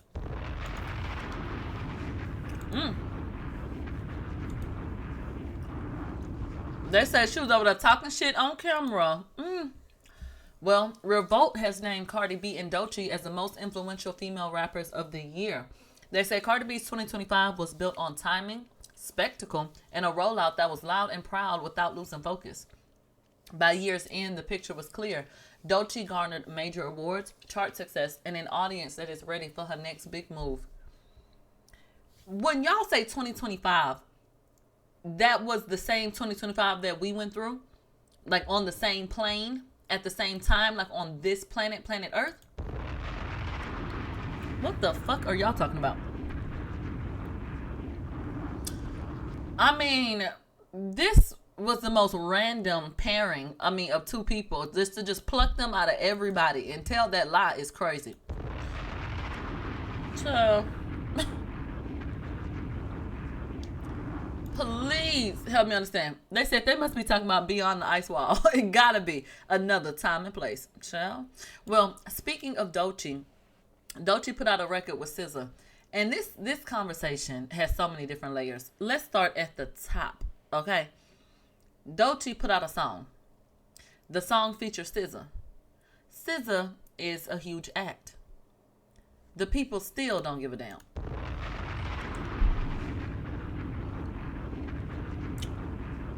Okay? The people still don't give a damn. It is not gaining the type of traction that I think people thought that it would, especially for something that came out of left field. I do not feel as though people were expecting this song from Doechii, let alone Doechii and SZA. And so, I'm kind of watching the feedback, and it's always so disappointing to see the response that Doechii gets from people, because I think that she's immensely talented. I think she's a superstar. I saw some people saying she doesn't rap about shit. For me, you may not like every single thing from a person, but they may grab you and you may be a fan of certain aspects of their talent, their skill, their whatever. I'm not going to pretend like I sit up listening to Doechii all day, every day. I think she has some cool records and, the shit be okay. It's her performance on stage that grabs me. So for me, I think that she's such a dynamic performer that I don't be giving a damn what she's performing. I feel like she captivates you and she's really good at that. And that she performs really well.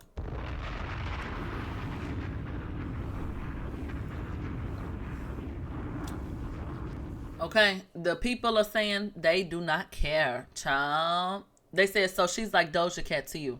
Well, I like way more Doja Cat songs than I like Doechii songs. So not necessarily, but per the stage presence and me thinking that that's where they shine, yes. I do compare them, and I think they're very similar in that way. Somebody said, I don't listen to demons. Well, in this new song, Doechii did fire back at the different claims of her using bots. She said, all that industry plant shit whack. I see it on the blogs. I see you in the chats. You suck every rap nigga dick from the back. But what's the agenda when the it girl back? When the it girl black. There we go. Those are shots at Aiden Ross. So Aiden Ross is sitting up on his stream talking about he's scared to get sued. He don't want to say the wrong thing. This is what has happened to society, y'all. And so she said, I see it on the blogs. I see you in the chats. You suck every rap nigga dick from the back. But what's the agenda when the it girl black? I'm not mad at Doechii for responding in her music. But I do think it's lame and disingenuous and kind of like you deflecting when you pluck Aiden Ross out of the sea of all the people, you know, who said something and like focus on him that way and make it a race thing. What's the agenda when the it girl black race? Really? Girl, bye. Boring. Boring, boring, boring, boring. So I'm not mad at her for responding, but I just feel like, girl, that response, y'all can't fathom that I worked this hard. And y'all can't fathom that I earned this chart. Y'all can't sell my vibe because I'm anointed. All y'all evil ass hoes just annoying.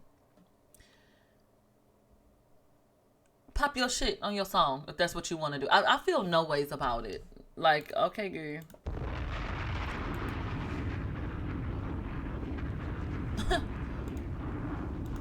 Okay. I think that the sound bites are gaining more traction than the actual song. I think that the song sounded cool for what it was. You know, I thought it was a cool beat and the vibe was cool. She did speak to an album coming soon. Her actual debut album. I don't think that it's really finna bring like more attention to her, but I think that it made sense for her brand to address it in some form or fashion. It was such a big topic. I just feel like it's late and you should have left this in the past. The same way you kind of went silent and when it did your thing, I felt like we could have done without bringing you right back into the heart of that conversation with the bots and stuff like that. Because let's be very, very clear. And Doechii, I'll never love anyone enough to tell a lie. We all saw this. I mean, fuck, I don't like anything. And then you laughed and quote tweeted it. And it had 9.7 million views and 513,000 likes and 28,000 retweets. Girl, please. Girl, stop. Right. And then they said 5 comments, child. And then the album came out, or the project, and we saw the numbers. They were not reflective of the social media kind of attention that you were getting. And then let's not forget about the streaming numbers. Was it one person in particular who lost 30 million? Or was it when they added it all up? Which one? Or was it multiple like TDE people? Quit playing. They said y'all all collectively lost 30 million goddamn listeners, and you sitting up here arguing with people talking about some goddamn bots. Like, girl, I say just move on. Put out some hot shit and move on. Don't go back to that same tired love song. But she wants to race bait and shit like that. Girl, good luck. I don't want to hear that. Oh, my bad. Thank you to the audience. They said, girl, you telling it wrong. It wasn't 30 million collectively. It was 30 million each. Ooh.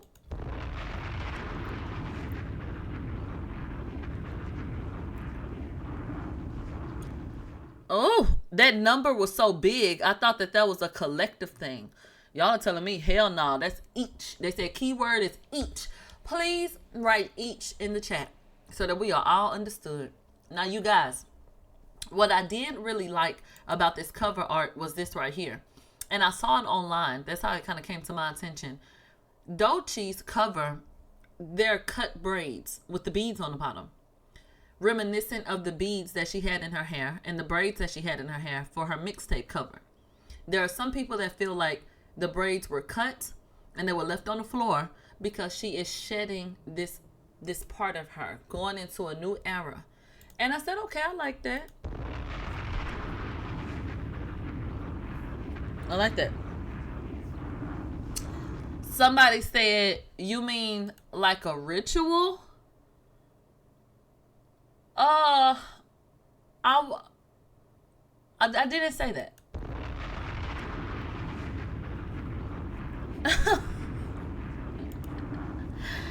Somebody said she gonna flop again. Okay, chum.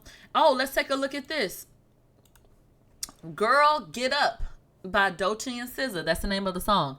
It received 89,379 unfiltered streams on Spotify on December 30th. Somebody said, give the bots till the new year. This is what I'm talking about.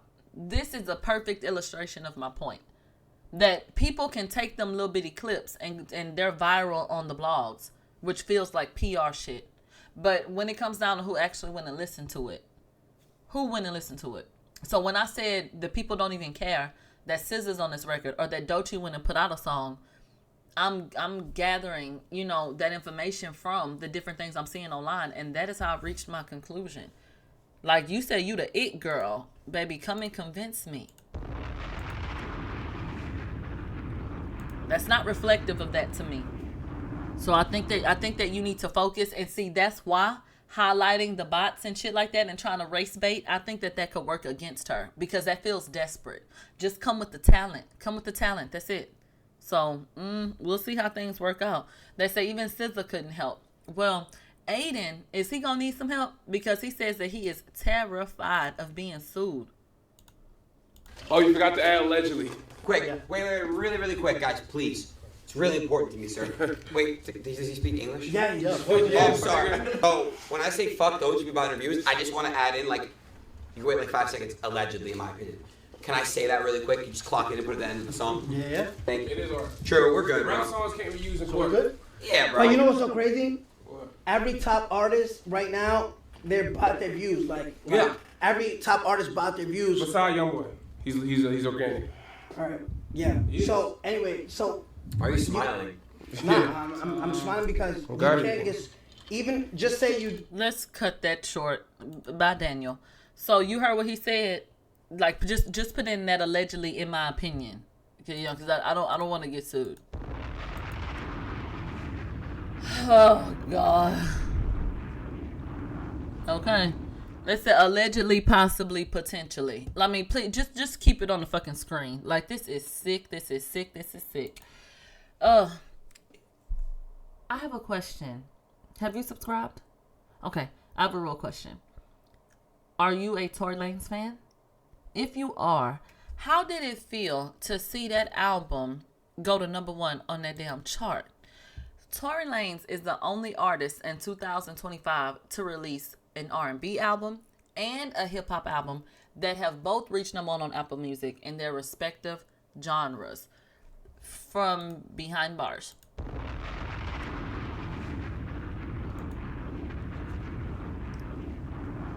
From Behind Bars. And I've heard so many people praising.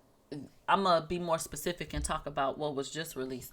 But I've heard so many different people praising the project, loving the different samples. There's some people who had heard the songs before. There's some people that hadn't. And so a lot of people just kind of taking it in and enjoying it and happy that it was released.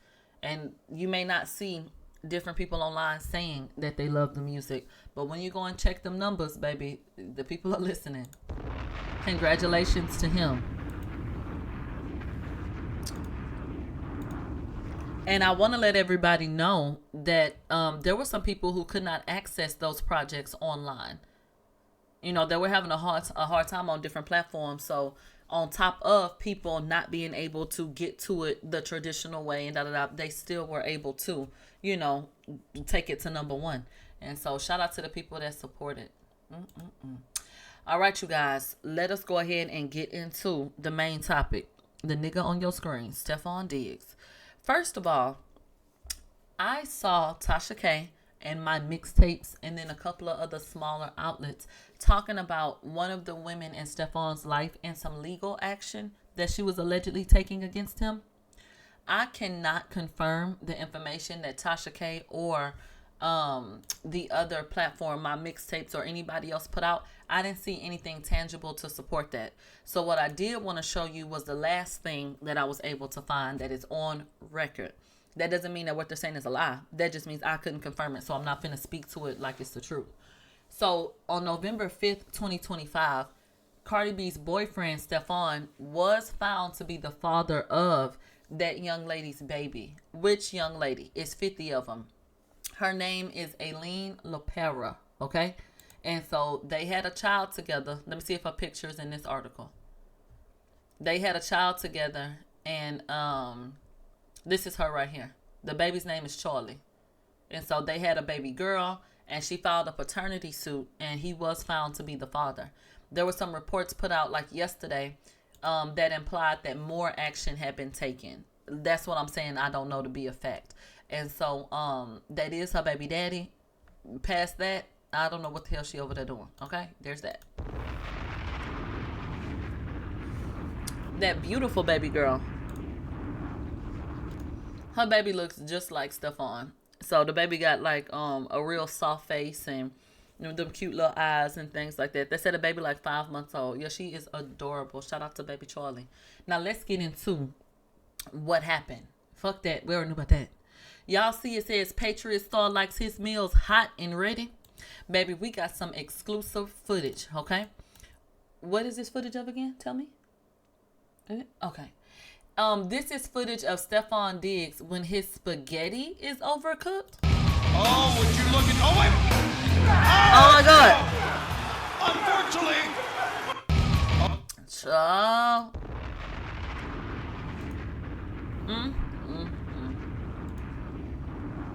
They said when he comes out of that practice, baby, he needs it now. Okay? Now. N-E-O-W.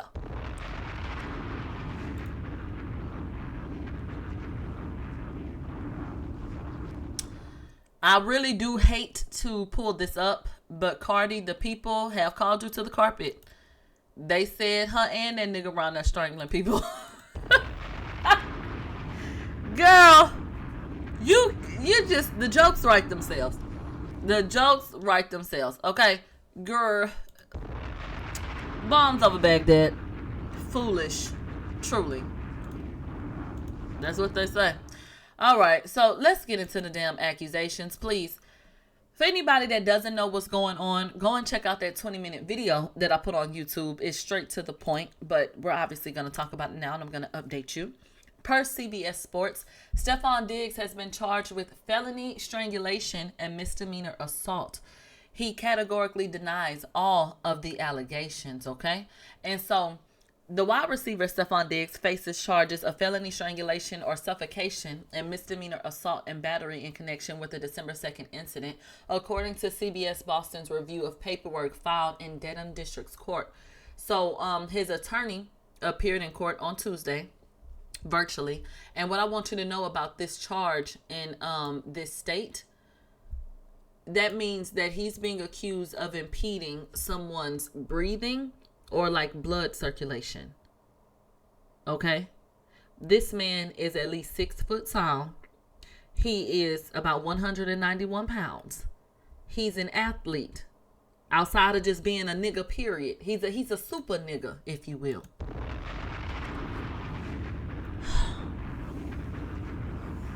My God.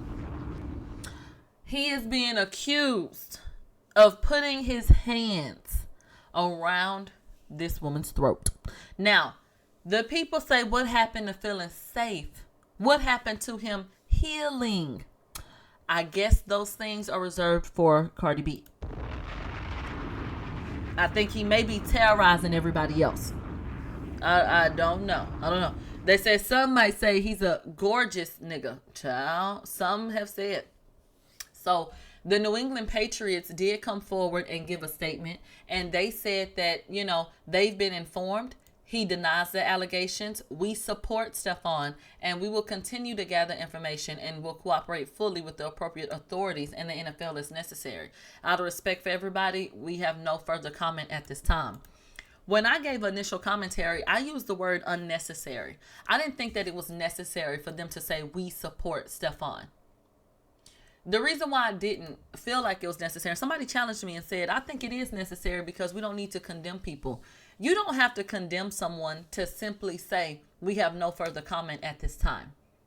We're aware of what's taking place. We have no further comment, especially when y'all have a track record of seemingly sweeping incidents of domestic violence under the rug. It makes me feel very uncomfortable that these claims are out in the atmosphere. Someone has gone to the police and an NFL organization would get up and say, we support him. Do you understand the implications that could have on the person that wants to pursue something? Like how terrifying that can be when the fucking NFL comes forward and said, this is who we step behind. So I did feel like it was unnecessary in this instance to say we support Stefon. I think they could have literally said everything else and left that one little sentence out. I stand by that. I do. And so Diggs is scheduled to be in court Friday, January 23rd for his arraignment. The date falls 2 days before the AFC Championship game. So what happened? A woman that was working as a private chef filed charges on December 22nd after the alleged incident on December 2nd, according to a police report obtained by ESPN. Now, when we were going through some of these different things, the attorney wanted these things to be sealed. I'm being told that some things did get out. That's how we got the police report and stuff like that. But that moving forward, it may actually be sealed. That may go in favor. I don't know about that because I felt like I saw a docket update that said denied.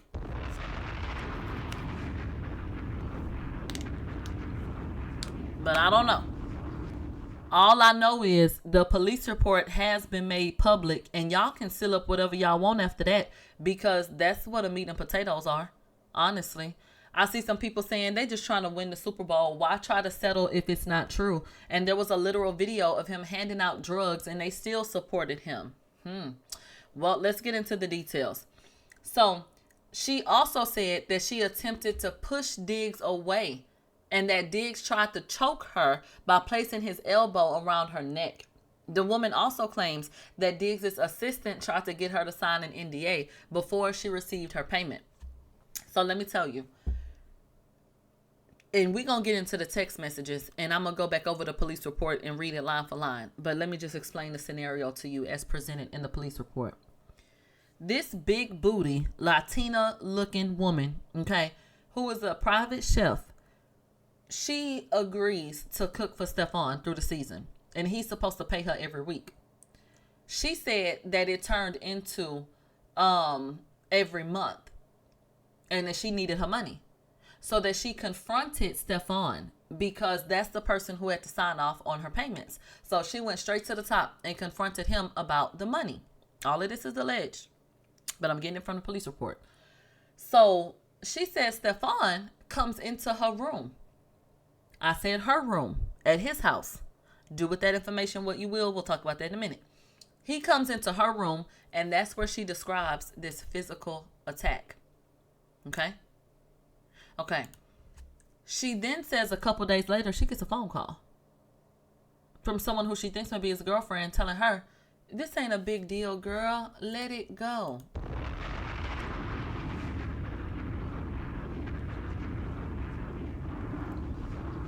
Okay, and then, she goes to the police, and they ask her if she wants to press charges, and she says, I'm really hesitant because of who it is. I really don't want to. I'm afraid. They said, well, call us back if you want to press charges as we continue to investigate. She said, can you call Stefon and tell him to leave me alone, please? The man said, okay, I'll call him.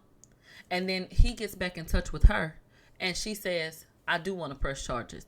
And that is how we got here now, where her word was pretty much enough. She did not have any pictures of injuries. And I would like to say that I saw some people online talking about because she didn't have photographs of alleged injuries and that she didn't pursue this initially, it kind of took some time, that they felt like she was questionable. Depending on the type of attack, you may not have a whole bunch of scars and bruises. You may not. So he put an elbow around her allegedly, and then did this, did that, and kind of went on. Maybe she didn't have any significant bruising. That doesn't immediately mean that nothing happened. There are some men that hit you a particular type of way in a particular spot so the other people can't see it, or, so that it heals this way. I mean, shit happens. It's more than one way to skin a cat. It's more than one way to slap a bitch.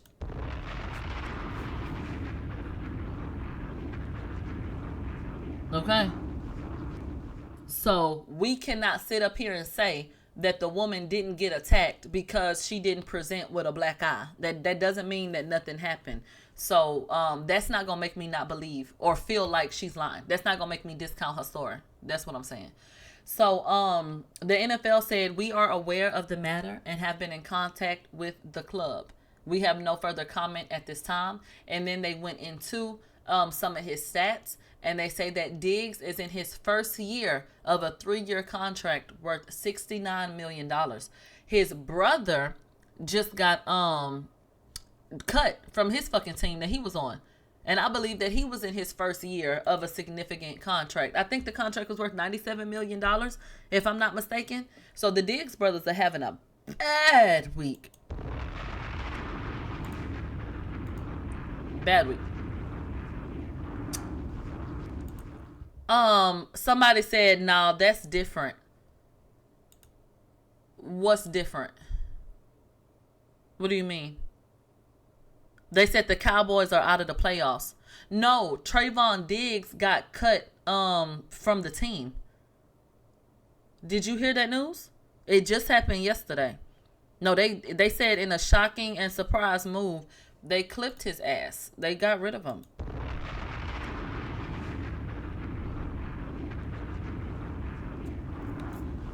Now, I'm not the most well-versed in sports, so if I'm telling y'all that wrong, and if I have a misunderstanding of that situation, let me know.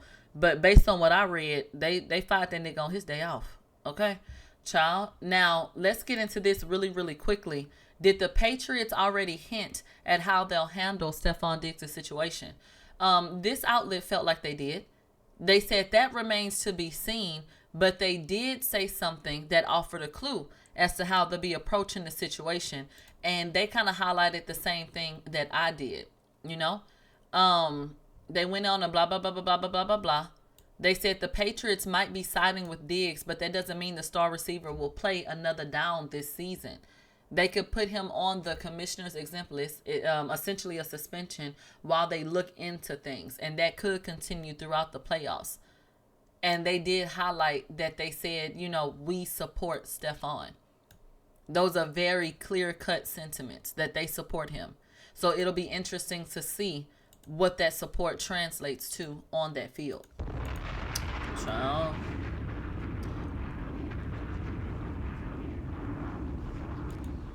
now, new court documents revealed that Stefon Diggs' personal chef alleges that she was slapped, choked, thrown onto her bed over a pay dispute. The woman claims that Stefon demanded that she sign an NDA after the assault as a condition of further payment.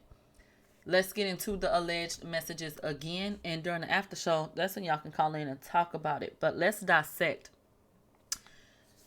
I'm done having a texting match. You got it. Cool. You will be paying me out for the season. And the money you said you would give me for my business. Wasted my fucking time being here because you got a fucking circus going on. I'm out your life. I won't be paying you shit. Fuck, I look like paying you and paying another chef. Is you high, bitch? Who the fuck gotta give you money for your business? I don't gotta do a motherfucking thing. And you can get whoever you want. You got my address. Tell them come take the money then. Fuck you talking about. Show me I'm pussy. Okay. Child.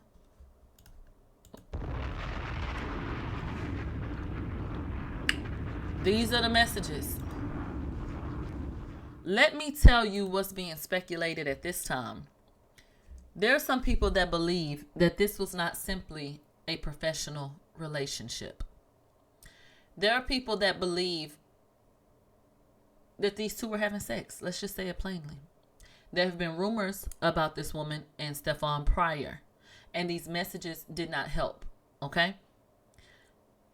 You'll be paying me out for the season, and the money you said you would give me for my business. Wasted my fucking time being here because you got a fucking circus going on. I'm out your life. That doesn't sound like somebody who's baking chicken. What you mean you out my life, bitch? What are you talking about? Wasted my fucking time. I got a circus going on. Is it a whole bunch of different people in here cooking? Or I'm fucking a lot of different bitches? What does that mean? Why would I say I would give you money for your business versus just signing off on your checks because you cook my food? I don't know. That exchange...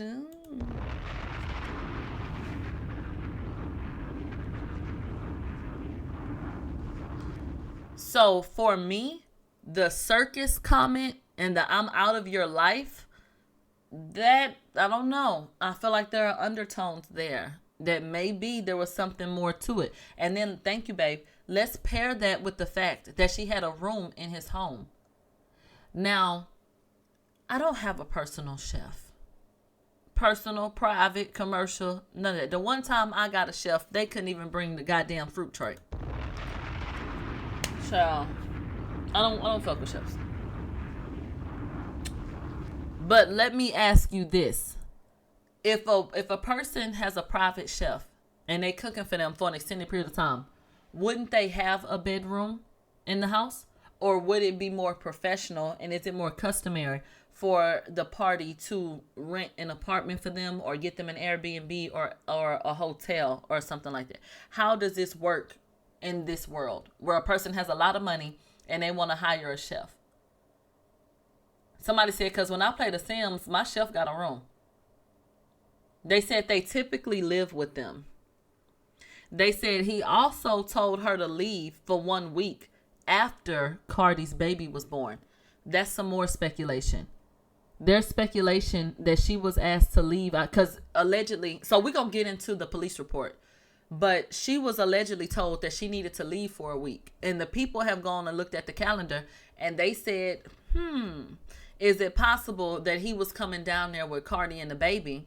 And so he wanted her to go for that week and come back once Cardi left.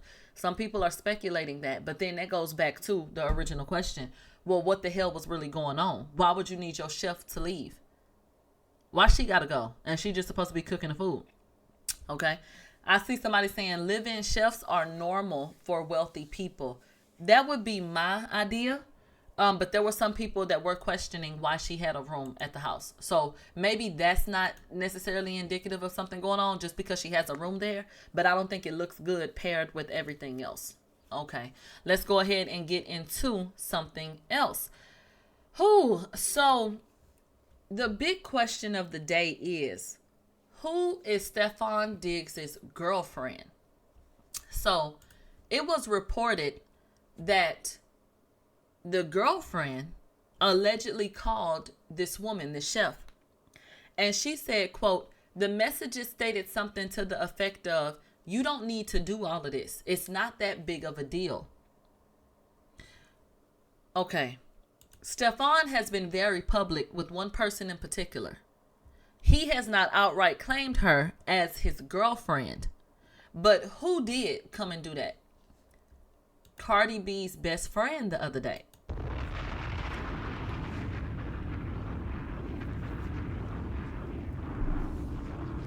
And this is why I say that they talk too goddamn much. What are the odds that Ken Barbie would come out trying to validate their relationship, Cardi's and Stefon's, for the public, only for this to become public now? And this woman claims that a girlfriend didn't call her goddamn phone. They said Cardi said it in the Gayle interview.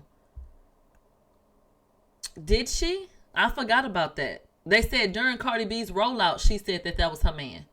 Well, Ken Barbie absolutely came out the other day and reaffirmed it. Definitely. So who is the girlfriend? And is it Cardi? Let's go ahead and take a look at some of the stuff that that Ken Barbie said. We had looked at this the other day in regards to that other story that we talked about.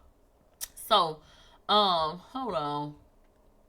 Cardi has her own kids. Stefon does too.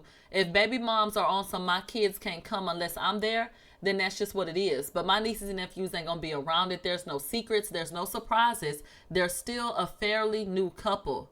So shit would just have to be figured out over time. It is what it is. And that's on December 27th. So a lot of people are assuming, and it has not been confirmed, but a lot of people are now assuming that the person who may have called that woman to try to stop her from reporting an alleged incident was none other than Cardi B. As soon as we have confirmation, the Nigga News Network will update you.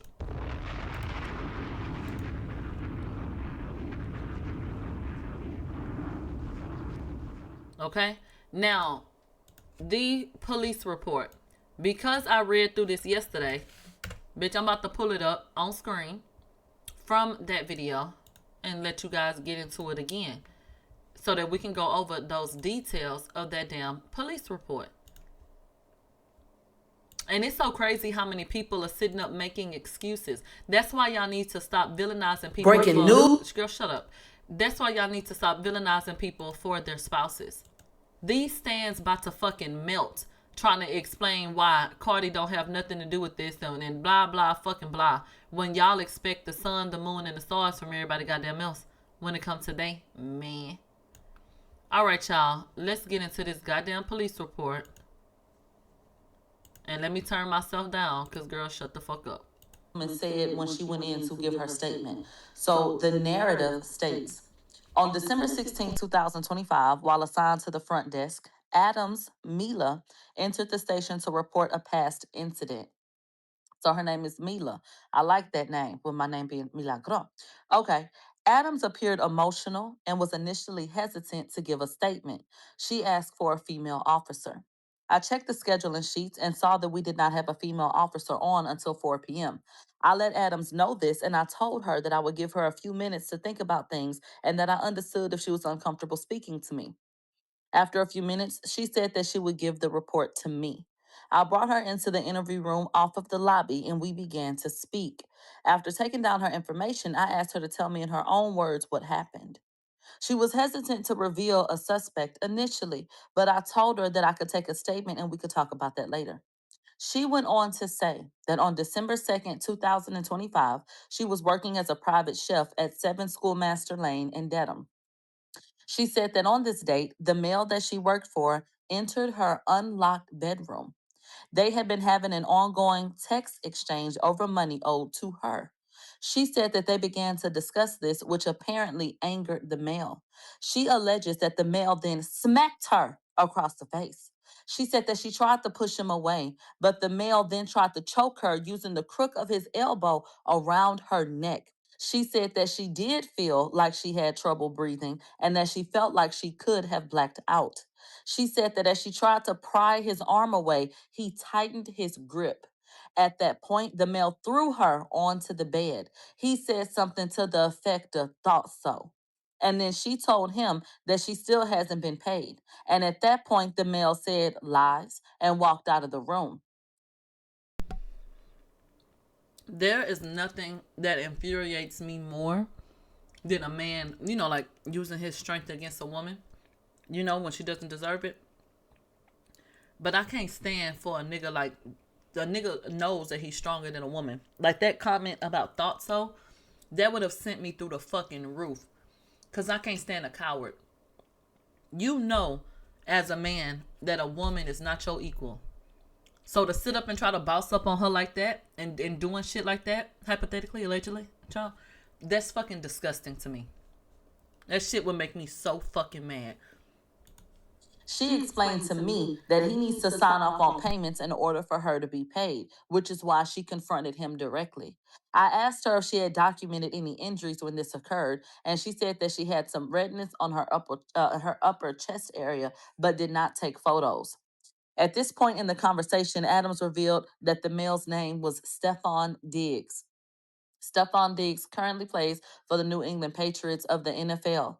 Due to his fame, she was very hesitant to come forward with this. I inquired about the details of her employment so that I can understand the relationship.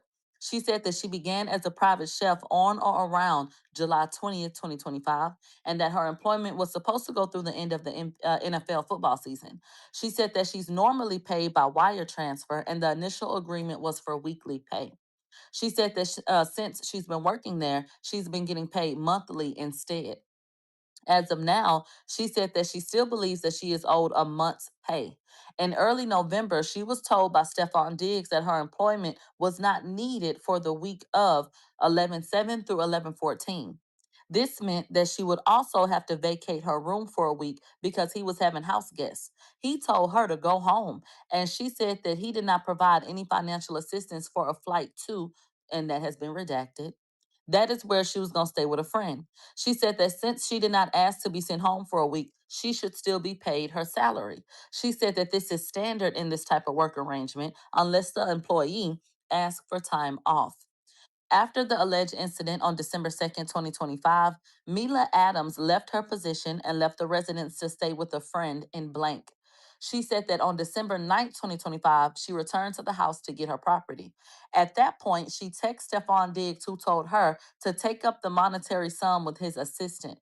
She spoke to Melissa, from finance, who explained that Stefon had requested a signed non-disclosure agreement from her before she could be paid. Mila Adams did not sign any such document. I told Adams that we could proceed with an investigation and file charges, but she said that she didn't want any charges filed at this time. I told her that as a victim, an officer would be following up regardless. I also let her know that if her mind changed, we could certainly go ahead with further investigation and charges. I also explained the process to her in regard to obtaining a restraining order. She said that she did not wish to seek one.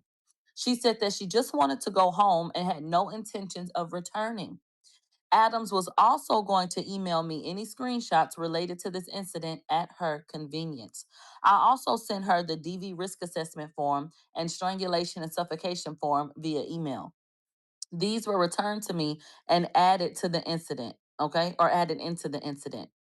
The screenshots were sent to me and added to the incident. These came from a different number than initially provided. When I inquired about this discrepancy, Adams identified this as a number where she had communicated with Stefon Diggs in the past. On December 20th, 2025, at around 9:45 a.m., I spoke to Adams over the phone. We discussed how she would like to proceed. As of this date, she still wanted to hold off on any criminal charges being filed. She asked that I reach out to Stefon Diggs and ask him not to contact her anymore. She said that earlier in the week, she received a voicemail and text messages from a female that she believed to be Diggs' girlfriend. Based on these messages, Adams believed that Stefon Diggs somehow knew the police were contacted. The messages stated something to the effect of, quote, "You don't need to do all this. It's not that big of a deal." I assured Adams that Stefon Diggs had not been contacted yet by any members of the Dedham police. In an attempt to fulfill Adams' request to contact Stefon at 10:10 a.m. on December 20th, I contacted Stefon at the number provided to me by Adams. The call went straight to voicemail. I identified myself and asked for a call back. On December 22nd at around 1:30 p.m., I attempted to contact Diggs for a second time. It also went straight to voicemail, and I left a second message. I notified Adams, and she also sent me an email for a woman that handles Diggs' business interests. If I have not received a call back by 12:23, I'll reach out to her. In the meantime, I received an email and voicemail from Adams at 2:12 p.m. and 2:24 p.m. on December 22nd. The voicemail expressed interest in going ahead with criminal charges. I called her twice at around 9:25 a.m. on December 23rd, and the number went to voicemail both times. I left a voicemail after the second call. At approximately 9:45 a.m. on 12/23, I spoke to Adams, and she let me know that she had changed her mind from a few days ago and wanted me to go ahead with filing criminal charges in this case. I will be applying for a criminal complaint against Stefon Diggs based on Mila Adams' statement to me on December 16, 2025. Based on her statement, I will be applying for a criminal complaint from Dedham District Court with the following charges. Charge 265S 13/A, assault and battery, and charge 265S 15D, strangulation or suffocation. And at this point, we now know. So that's what the report said. Click, clack. Where's the bomb? So there were some people who had questions about, well, why didn't she want to initially press charges? This kind of sounds like something else. Like, was this a romantic relationship? Who was trying to, yes, intimidate that witness? If there's nothing to it, why is he trying to settle with her? Why are people reaching out, and saying it's not that big of a deal? Why are they trying to get her to allegedly sign an NDA? Why? Cue up Jadakiss. Now let's go back and revisit these text messages. Stefon said, fuck, I look like paying you and paying another chef.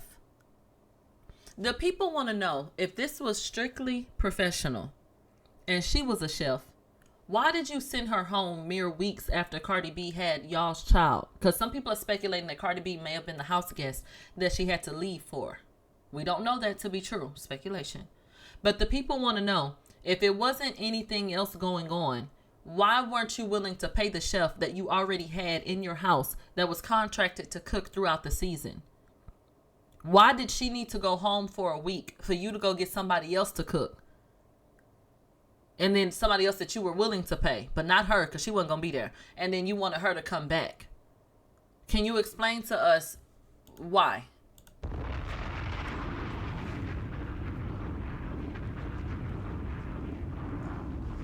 I see speculation in the chat. It says that call from this alleged girlfriend may have made her want to go and press the charges. When she says this fucking circus, I'm out of your life, you know, like I said, that is suggestive. I don't know if I believe that this woman was simply cooking. And maybe that's why, if you were inviting your girlfriend over with y'all's new child, you didn't even want them around each other. Because maybe girlfriend would be able to tell. Maybe the girl cooking wasn't finna play games with y'all. You know, that sounds like a circus to me. Trying to have somebody around somebody else you with and a family and all that kind of shit like that.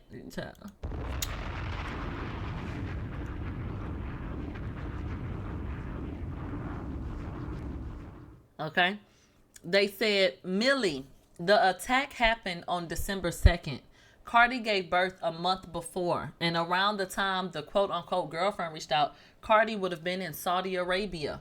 We don't know the exact day. Did they say the exact day that the call was made? And furthermore, phones work in Saudi Arabia. We seen her taking pictures in the damn desert.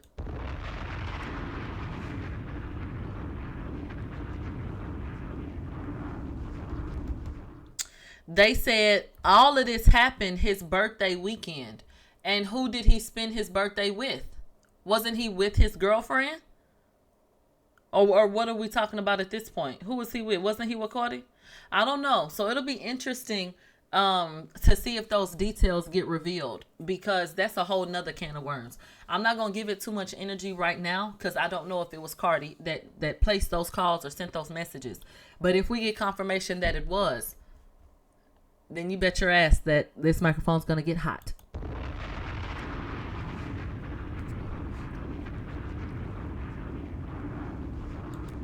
Okay. Now, really quickly before we go to the after show, so y'all can call me and tell me how y'all feel about this situation. Why do y'all feel like Cardi deserves anything other than the situation that she's in at this time? Kev on stage talking about Cardi is likable and funny. Is this shit likable and funny? Is all of the anti-black rhetoric likable and funny? You're cute. Get the fuck on. These people can... I was just talking about how I like Kevin, and now he made me not like him. Because, like, what the fuck do y'all be talking about? Without me going on a tangent, have you ever heard that someone's partner is a reflection of them? So, maybe Cardi is in a situation that has been, you know, created, where circumstances have been created, because that's what she puts out, so that's what she gets back. You know, y'all keep on talking about Offset and the type of partner you think he is. You talk about Stefon saying he not this and he not that. What makes you think that Cardi's this stellar type of fucking person? Y'all always trying to place blame in one spot, when honestly, everybody have the day you fucking deserve.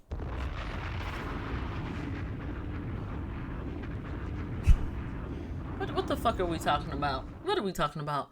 So this woman went on TikTok, and those are basically her sentiments, but let her talk for herself. People who believe that Cardi B deserves a better man than Stefon Diggs or Offset are people who believe that Cardi B is a better person than who she actually is. Cardi B is a terrible human being. Thank you, Eder. Period. Right? This is the same woman who calls children, black children, roaches and monkeys. Black women, roaches and monkeys. She's wished deaths on people's kids. This is the same woman who sent grown-ass men to the club to beat on women because her man can't keep his dick in his pants.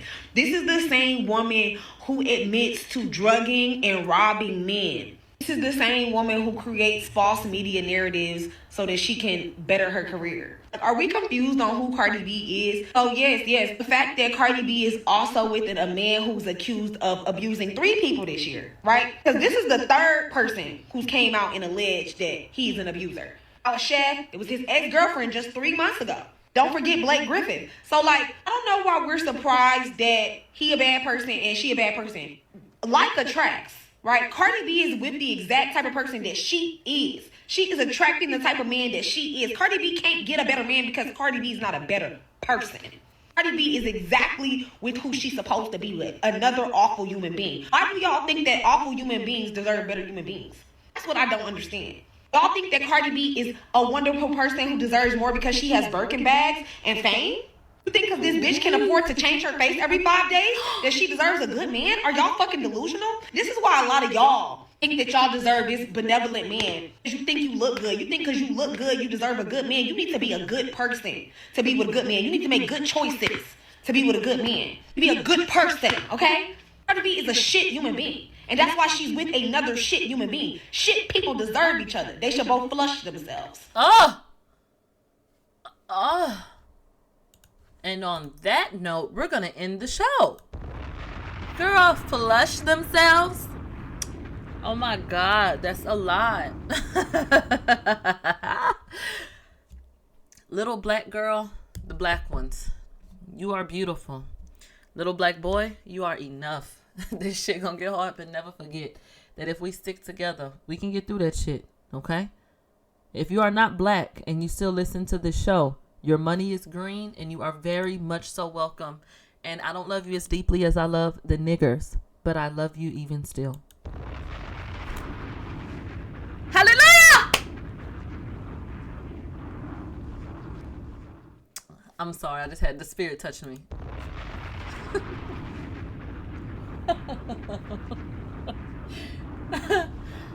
Oh my God. I love you so much. Thank you for watching. I can't wait to talk to you next time. Goodbye.